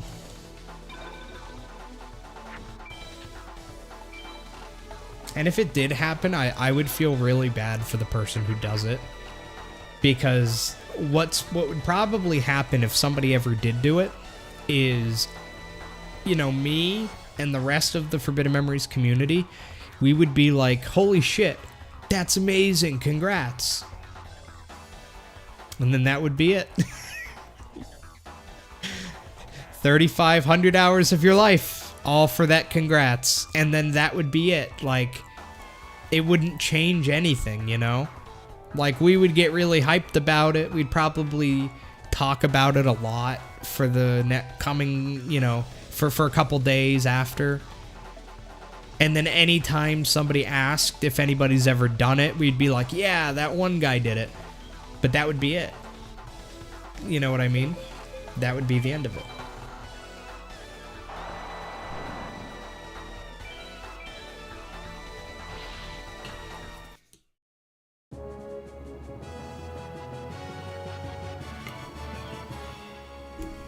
And the sad thing is that you wouldn't even have anything special from doing it.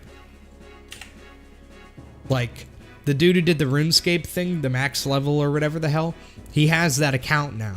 He has an account that has all those max levels, something that nobody else really has. So he has that thing that he can show off, that end result, you know? You might be thinking, well, you would have that with FM. You would have a file, a legit file that has max star chips. But here's the thing. I can just go in and hack my save and give myself max star chips right now. And I would have exactly the same thing that person has. Oh, but GFC, you didn't get it legit. Right, I didn't, but the effect would be exactly the same. This isn't a multiplayer game, it's single player. And the effect would be 100% identical to getting it legitimately. So it's not like there's some, you know what I mean? There's nothing. I don't know. It's stupid. You get my point though. I don't really need to go on. Oh, don't worry, Spaghetti Factory. I will not let that scumbag get away. I won't let him get away with it. I'm gonna make a twit longer about him that is going to make him shrivel.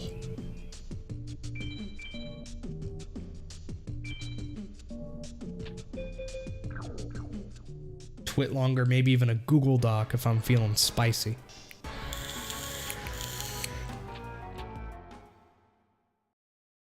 What card would I buy with max star chips after 3,500 hours? Perfectly Ultimate Great Moth. That's really the only... That's the only card that really makes sense to buy with it. Because that's the best card you can buy, by the way. Here's a cool little piece of information. Even if you have max star chips, you still cannot purchase Blue Eyes Ultimate Dragon or Gate Guardian. You still can't buy them. Because Gate Guardian and Blue Eyes Ultimate Dragon are not able to be purchased at all. You can't buy them. Which means the strongest card you can purchase with max star chips is Perfectly Ultimate Great Moth. So I would say that, or maybe Swords of Revealing Light. Yeah, emulators can make it faster, but if you're gonna speed it up, then you may as well just hack the star chips into your save, right? Because the whole point is, has anybody ever done it legit? By legit, it would mean at normal speed without any cheating. You know, just like if you were a kid in the 90s with a PlayStation 1, you know, the game disc, a controller, a memory card, and a TV. Nothing else. No hacks. No cheats. No emulator tools. Nothing. Right? Because if you're going to cheat, or if you're going to speed the game up, then you're already cheating. You're already not doing it legit. So at that point, what's the point? You know what I mean? Why spend 700 hours doing it like half legit, you know? It's not really impressive or anything. Yeah, Jiregumo's cool. 3 Swords of Revealing Light is pretty much unbeatable, yeah. If you have a deck that has 3 Swords of Revealing Light and 3 Regekis, or even 3 Crush cards, or a combination of both, like if you had a deck that had 1 Regeki and 2 Crush cards, plus 3 Swords of Revealing Light, then yeah, your deck is pretty much unbeatable. And it doesn't even really matter what the rest of your deck is. As long as the rest of your deck can at least make normal twin-headed consistently, it's pretty much an instant win against everybody, yeah. I mean, you can still lose, but you would have to get very unlucky. Because the moment you drew a swords, one of those swords, you'd pretty much win instantly. Because you play Swords of Revealing Light, you get some monsters on the field, and then right as the swords, you know, the timer on the swords is up, you Regeki them, and then you attack directly with everything you played. And by the time, and if you're smart about it, and you're throwing 5 cards every turn while they're swords, then the odds are you're gonna get another Regeki or another swords by the time that one runs out. Because remember, 3 turns, that's 15 cards that you can go through out of your 40 card deck to look for another swords or another Regeki. So yeah, you would just be able to snowball against anybody, and it would not matter what monster they play. They could play 3 Blue Eyes Ultimates and it wouldn't matter. So yeah, Swords of Revealing Light, in my opinion, is the most overpowered card in the game. In my opinion. It is the single most overpowered card in the entire game.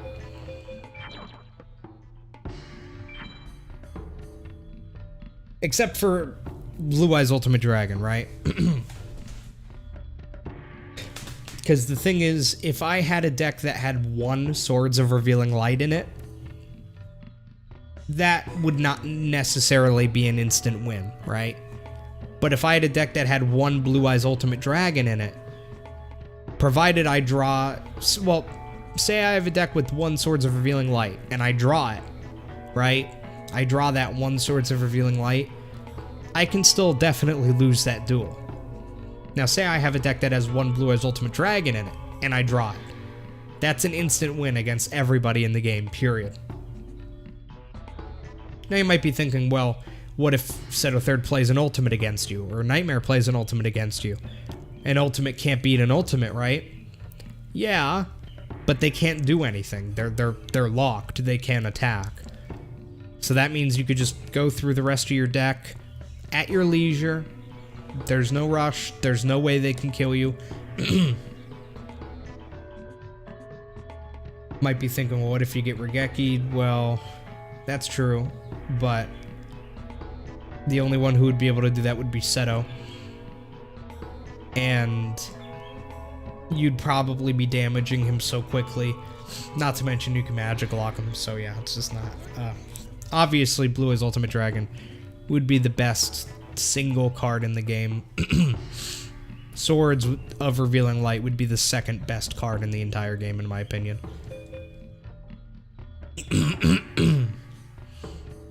And it's pretty close to Ultimate. Like, you got Blue Eyes Ultimate Dragon here, and you got Swords of Revealing Light right here. Like, it's very close in how good it is. I just want to kind of illustrate just how damn good Swords is. Because we don't really see it in these runs because we can't get it, but it is that good. Like, if there was a mod of Forbidden Memories where the only change was you could, say, have a 32 chance of winning Swords of Revealing Light from Pegasus A-Tech, the entire game would be changed just off of that card being obtainable. The whole game would be changed. If it was, like, semi-easy to get a Swords, that would be the main strategy immediately. You can fuse Swords, but it's a 3-card fusion. If Swords was only a 2-card fusion, it might be different, because if it's a 2-card fusion, then that means that in your deck you could fuse up to 3 of them in a single duel, right? The issue is that it's a 3-card fusion, which means you can only fuse 1 of them per duel, because you need to do Spellbinding Circle plus Spellbinding Circle plus Dark Piercing Light, because the fusion for Swords, it's Shadow Spell plus Dark Piercing Light. The issue is that Shadow Spell is also not obtainable, but it is fusible. It's Spellbinding plus Spellbinding.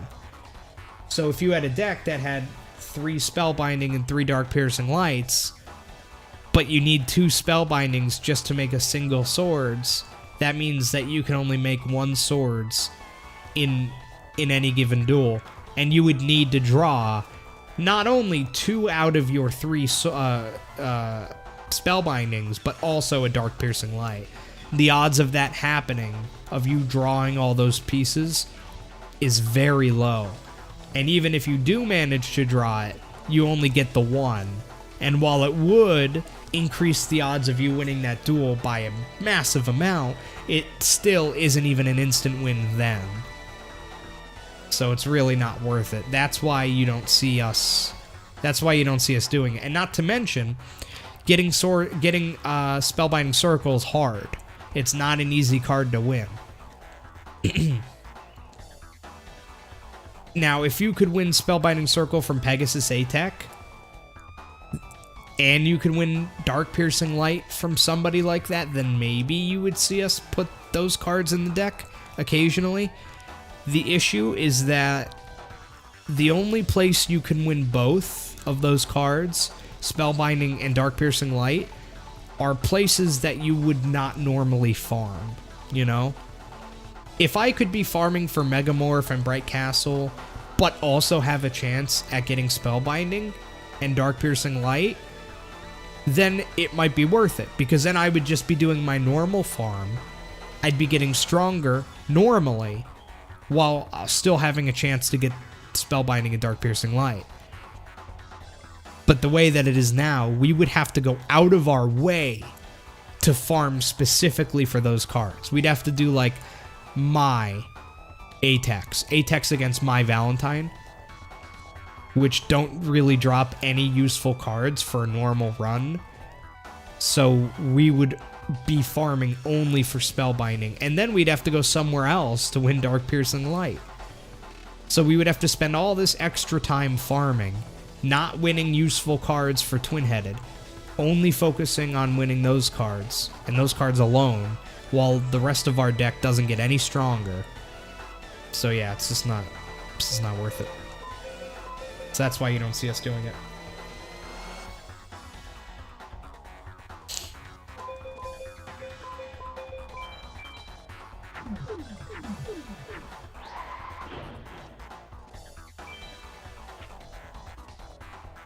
Well, it is on other... What do you mean? You can actually fuse them.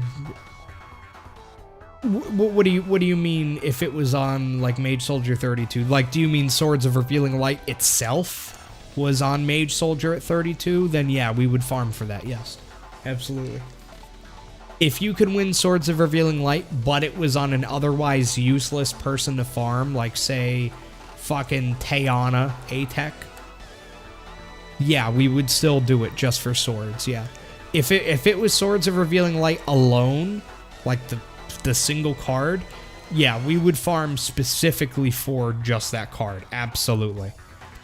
But a 3-card fusion? No, we won't farm specifically for that. Because it's not worth it. But the card on its own? Oh, hell yeah. It'd be worth it. I mean, like I said, it's better. Swords is better than Megamorph. It's better than MBD. So yeah, we would farm just for that. Also, holy shit, this hand. Look at this hand, boys. I'm not doing female strats, but we have a deck that's looking pretty female stratty right now. I'll tell you that. Look at this sucker.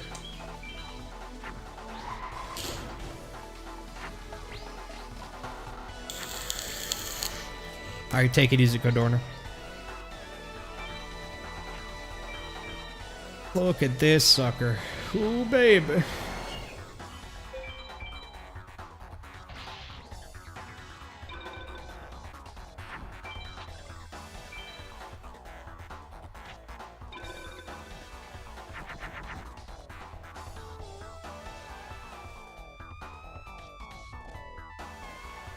What if you could get Shadow Spell? If you could get Shadow Spell, it would kind of depend. It would depend on who drops it and what the drop rate is. Because remember, you would still have to go get Dark Piercing Light. So, let's say, if it was like Tayana A-Tech for Shadow Spell, I would say we probably wouldn't do it, because not only would we have to A-Tech somebody useless to get the Shadow Spell, but we would also have to BCD Villager 1. That's where you win Dark Piercing Light, by the way. BCD Villager 1, or you BCD Bakura. So we would have to do 2 separate, completely otherwise useless farms. If we won a Dark Piercing Light by chance, let's say we're going through Egypt 1 campaign, and by chance we got a Dark Piercing Light, then maybe people would be like, oh, I'll do 1 or 2 A-Techs against Tayana for the Shadow Spell. Maybe. But it definitely wouldn't become a main strategy at that point even then, no. It would only really become a main strategy if it was the card itself, or if at least one of the cards required, like if you put Shadow Spell, say, on Pegasus A-Tech, then people would probably farm specifically to get to get swords. Because what you would do then is you would do the run like normal. You would A-Tech Pegasus, and then if you happen to win 1 or 2 Shadow Spells, then you'd be like, okay, I'm gonna go and specifically farm for Dark Piercing Light now, because I already got those Shadow Spells while I was making my deck better, you know, winning Megamorphs and Bright Castles in the process. So yeah. So yeah, as a 3-card fusion as it stands now, there's really no way we would ever farm for it. As a 2-card fusion, I think we would, but only if one of the 2 pieces of the fusion were winnable somewhere that also dropped other good cards. And then if it was if swords was winnable as a single card, then we would farm specifically for swords, regardless of how useless the other drops were. I think that's how it would work. Oops. If I had 80 star chips, would I buy Jiragumo or Thunders and Dragons? Like in a normal run, Steve? In a normal run, Dragons and Thunders every time. In a normal run with Twin-Headed, you should never buy Jiragumo. Ever, ever, ever. The only time you should ever purchase Jiragumo is if you're doing like a challenge run. Like a no fusion challenge run or something. Jiragumo is cool because it has 2200, you know, and it's cheap. You know, 80 star chips for 2200, that's cool and all. But once you get past like the first 75% of World Tournament, it's kind of useless, right? So you're spending 80 star chips on something you're going to be taking out of the deck an hour into the run, right? Whereas if you did Dragons and Thunders, you're spending 80 star chips on cards that you are going to have in the deck from beginning to end. All the way to Nightmare, you'll have those cards in the deck. So it's really all about the value at that point, and it's just a much better value to buy a card that's going to be useful the whole run instead of only for a portion of it.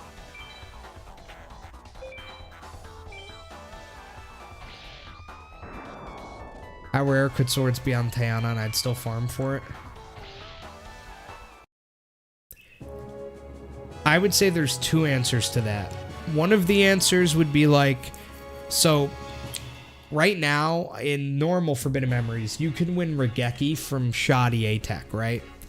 But it's a pretty low drop rate, and Shoddy doesn't really drop anything else useful. However, every now and again, people will do an A-Tech against Shoddy, you know, just for the meme, kind of. Like a campaign A-Tech. Now, nobody will really ever go to Shoddy and really A-Tech him for like, you know, for like a 30-minute A-Tech session on Shoddy. But they will occasionally do an A-Tech here and there, you know, in campaign just to see what happens. So, I think that if the drop rate was low, we would probably treat it like we treat Regeki with Shoddy. If the drop rate of swords on Tayana A-Tech was like low, then we would probably just occasionally do it as a meme. I don't think we would farm specifically for it if it was like low. I would say if it was 20 or lower, we would probably treat it like Regeki with Shoddy. If it was like a 20 out of 2048 or lower on A-Tech. If it was like a 32 or higher, if it was like a 40 or a 50, or even the same drop rate as Megamorph, a 64, then we would definitely go specifically there and like actually do full farm sessions just for swords at that point.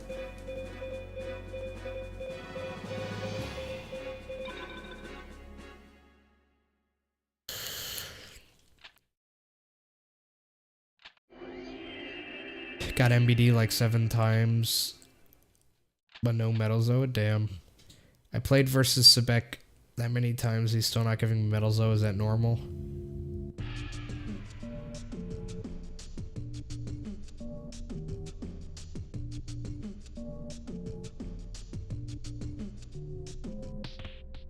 Yeah, that's normal, actually. I believe the math works out on Metal Zoa where you should roughly get 1 Metal Zoa every 500 duels, I want to say. Now, I'm assuming you're only getting 1 drop per duel. So if you're only getting 1 drop per duel, you should, I think this is how the math works out. I could be wrong, but I'm pretty sure it's roughly 1 in every 500 drops should be Metal Zoa, roughly. So yeah, if you've done 465 duels and you got 465 drops and you still do not have a Metal Zoa, then that's still technically normal. Yeah, you're still below the mathematical average. Anything above, 1 in 512. So anything above 512 drops would technically be considered, mathematically anyway, bad luck. Average luck would be winning it, you know, obviously right on 512. Anything less than that's technically good luck, and anything more than that's technically bad. But I would say, like, if you won it anywhere from, like, 400 to 512, I would consider that pretty average-ish luck. Less than 400, I'd consider pretty decent luck. Less than 200, I'd consider good luck. Like, good luck. Less than 100 would be like, damn, that's really, really good luck. And then from, like, 512 to, like, 600, 650, I'd consider shitty luck, like, bad luck. And then I would say from, like, 700 on would be just, like, fuck that luck.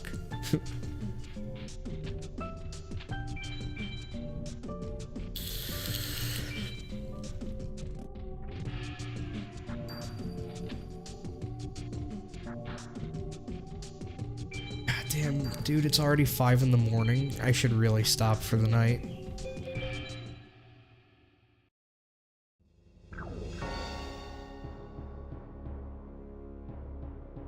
Oh, I don't know. I should really stop for the night. It's already 5 in the morning, Jesus. I've been streaming for over 2 hours now, so that's reasonable, I'd say. That's reasonable. I started streaming a lot later than I wanted to because I had some... Oh yeah, I forgot. I started to tell this story earlier in the stream, but then huge donations happened, so I got off track. But the reason why I was so late to streaming tonight was because my PayPal got limited, and it would not let me... It wouldn't, so because my PayPal was, so pretty much the reason it happened, what happened was, for some reason, PayPal removed my bank account. Like my actual bank account from my PayPal account. And because my PayPal account now no longer had a bank account on it, it was technically not a verified PayPal account, because you need to have a bank account in order for it to be a verified account. And because it wasn't verified, that meant I can't get donations. Nobody could send me money or anything like that. Which is obviously not good. If nobody can send me money on PayPal, that means nobody can donate, right? So I was like, shit, let me put my bank account back on. And I went to put my bank account back on, and PayPal would not let me. PayPal would not let me put my bank account back on. I don't know why. But they said that I was not allowed to re-add. I was not allowed to add that bank account onto the account. I have no idea why, but apparently they just don't like that bank account anymore because they will not let me put it back on. And here's the thing, that is the only bank account I have. So I was like, holy shit, I can't get donations unless I put another bank account on here. And I don't have another bank account. I only have the one. So I had to open a new bank account. I had to open a brand new checking account specifically for the purpose of linking it to my PayPal to get it verified again. But here's the thing. I went to make a bank account online, and I must have tried 6 or 7 separate banks, and every single one I kept getting error messages. during the sign-up process, I kept getting error messages. I tried one bank, I went through the whole thing, I got an error message. I went to the next bank, whole thing, error message. Next bank, whole thing, error message. I must have been doing that for over an hour, just trying to make a bank account on all these different banks. And then, do you want to know the funny thing? Was I was probably on bank number 8, putting in my information, the 8th separate bank, putting in my information, when I looked at my phone, and I saw I had an email, and it was like, your bank account's now open. And I'm like, what? And apparently, the second bank that I tried actually went through, but I didn't know, because it gave me an error message, but apparently it actually went through. So I had just been sitting there for like 45 minutes for no reason, because apparently it did work, even though it said it didn't. So then I logged into that bank. I saw that it did make the account. Everything was good. I had a brand new bank account, brand new checking account. I went to PayPal. I added my brand new bank account to it, and we were good to go. So that's why the stream was so late tonight, was because I was dealing with that.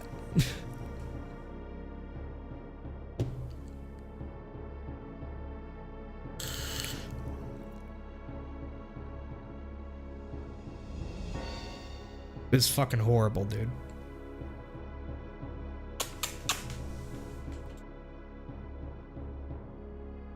Fucking atrocious. But the good news is that it's all fixed now. I can now receive donations, I believe. Let me make sure. Let me actually make sure that I got everybody's donations tonight, and that my account, I can actually use it. Yeah, okay, we're good. Okay, yeah, we're good. I got all your donations. It all went through. And big thanks to Bad News Nate, by the way, because he's the only reason that I even realized this problem before I started streaming, because it would have been way worse if I started streaming and then realized the problem and then had to do all of that while you guys were just waiting, right? I'd rather not start the stream until it was done. But what happened was, the whole reason I even realized it was because I was setting up for the stream, and I noticed that the bot that I use for donations, DeepBot, I actually have to pay for that. That's like a VIP feature. It's only $5 a month, so it's not a big deal. But I noticed that I didn't have VIP anymore, and I was like, shit, I have to buy, I don't do recurring payments. So pretty much what happens is every month I'll just buy VIP again. So I opened the bot, I was like, shit, I don't have VIP, I gotta go buy it. And then I was like, well, shit, I have no money. That's annoying. So Nate was like, hey, no problem, I'll spot you $5, you know. And I was like, all right, thanks, dude. Thanks for spotting me $5. So he sends me $5. And I noticed that the money's not going in properly. Like, I see Nate's donation, but the money isn't going into the account. So I click on it, and it says that I have to either accept or refuse his donation. And I was like, oh, that's weird. Why would I have to do that? And I'm like, all right, fuck it. I hit the accept button, and it's like, it takes me to another page, and it's like, you are not able to accept payments because your account is not verified. And then that's when I realized that the bank account wasn't there, and I had to do the whole thing. So, yeah. If Nate had not done that, then I would have started streaming. One of you probably would have donated. I mean, the next donation I got after that was the $500 one. So Daniel would have donated $500, and that money would have just been sitting in the ether while I tried to figure out that problem, which took over an hour. Probably like an hour and a half. So could you imagine how scared I would be sitting there, knowing that if I couldn't fix the problem, there'd be $500 that $500 on the line. Gotta figure out this problem, and it took that long. I'm going to bank after bank, nothing's working, freaking out. Would have been really horrible. But thankfully, it just worked. So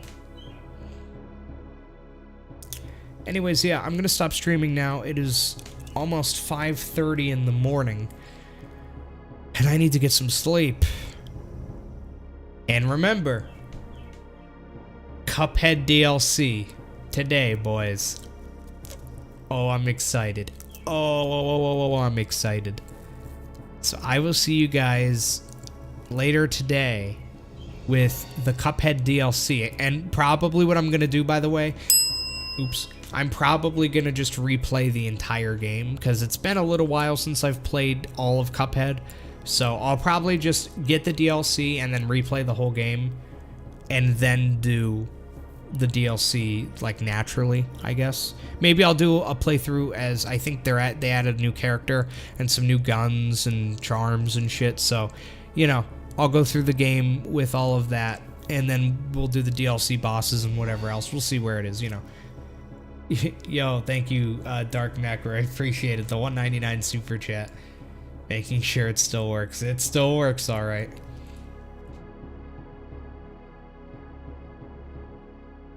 I'll be out in a minute, bubs. But yeah, guys, thanks for watching. I really appreciate it. And yeah, I'll see you guys with some fucking Cuphead in just a little while. Well, a little while is in, you know, probably like 12 hours. But I'll see you guys later today with some Cuphead. And thank you again, everybody. This was a genuinely good stream, genuinely good night. Surprisingly. I was not expecting what happened today. I was expecting things to be a lot more stressful, but that was like 2 hours of live streaming where I didn't have to stress. I know I've been talking a lot for these 2 hours. I've just been non-stop fucking motor mouthing you. And that's mainly just because I didn't have to worry about anything, and a lot of stress was lifted from me, so I tend to get talkative. But yeah, thanks for watching, everybody. I'll see you with the Cuphead DLC. Take it easy. And thank you all. Again, thank you, Daniel, Flopsy, and everyone else for being here. Take care. See you guys in a little while. Bye-bye.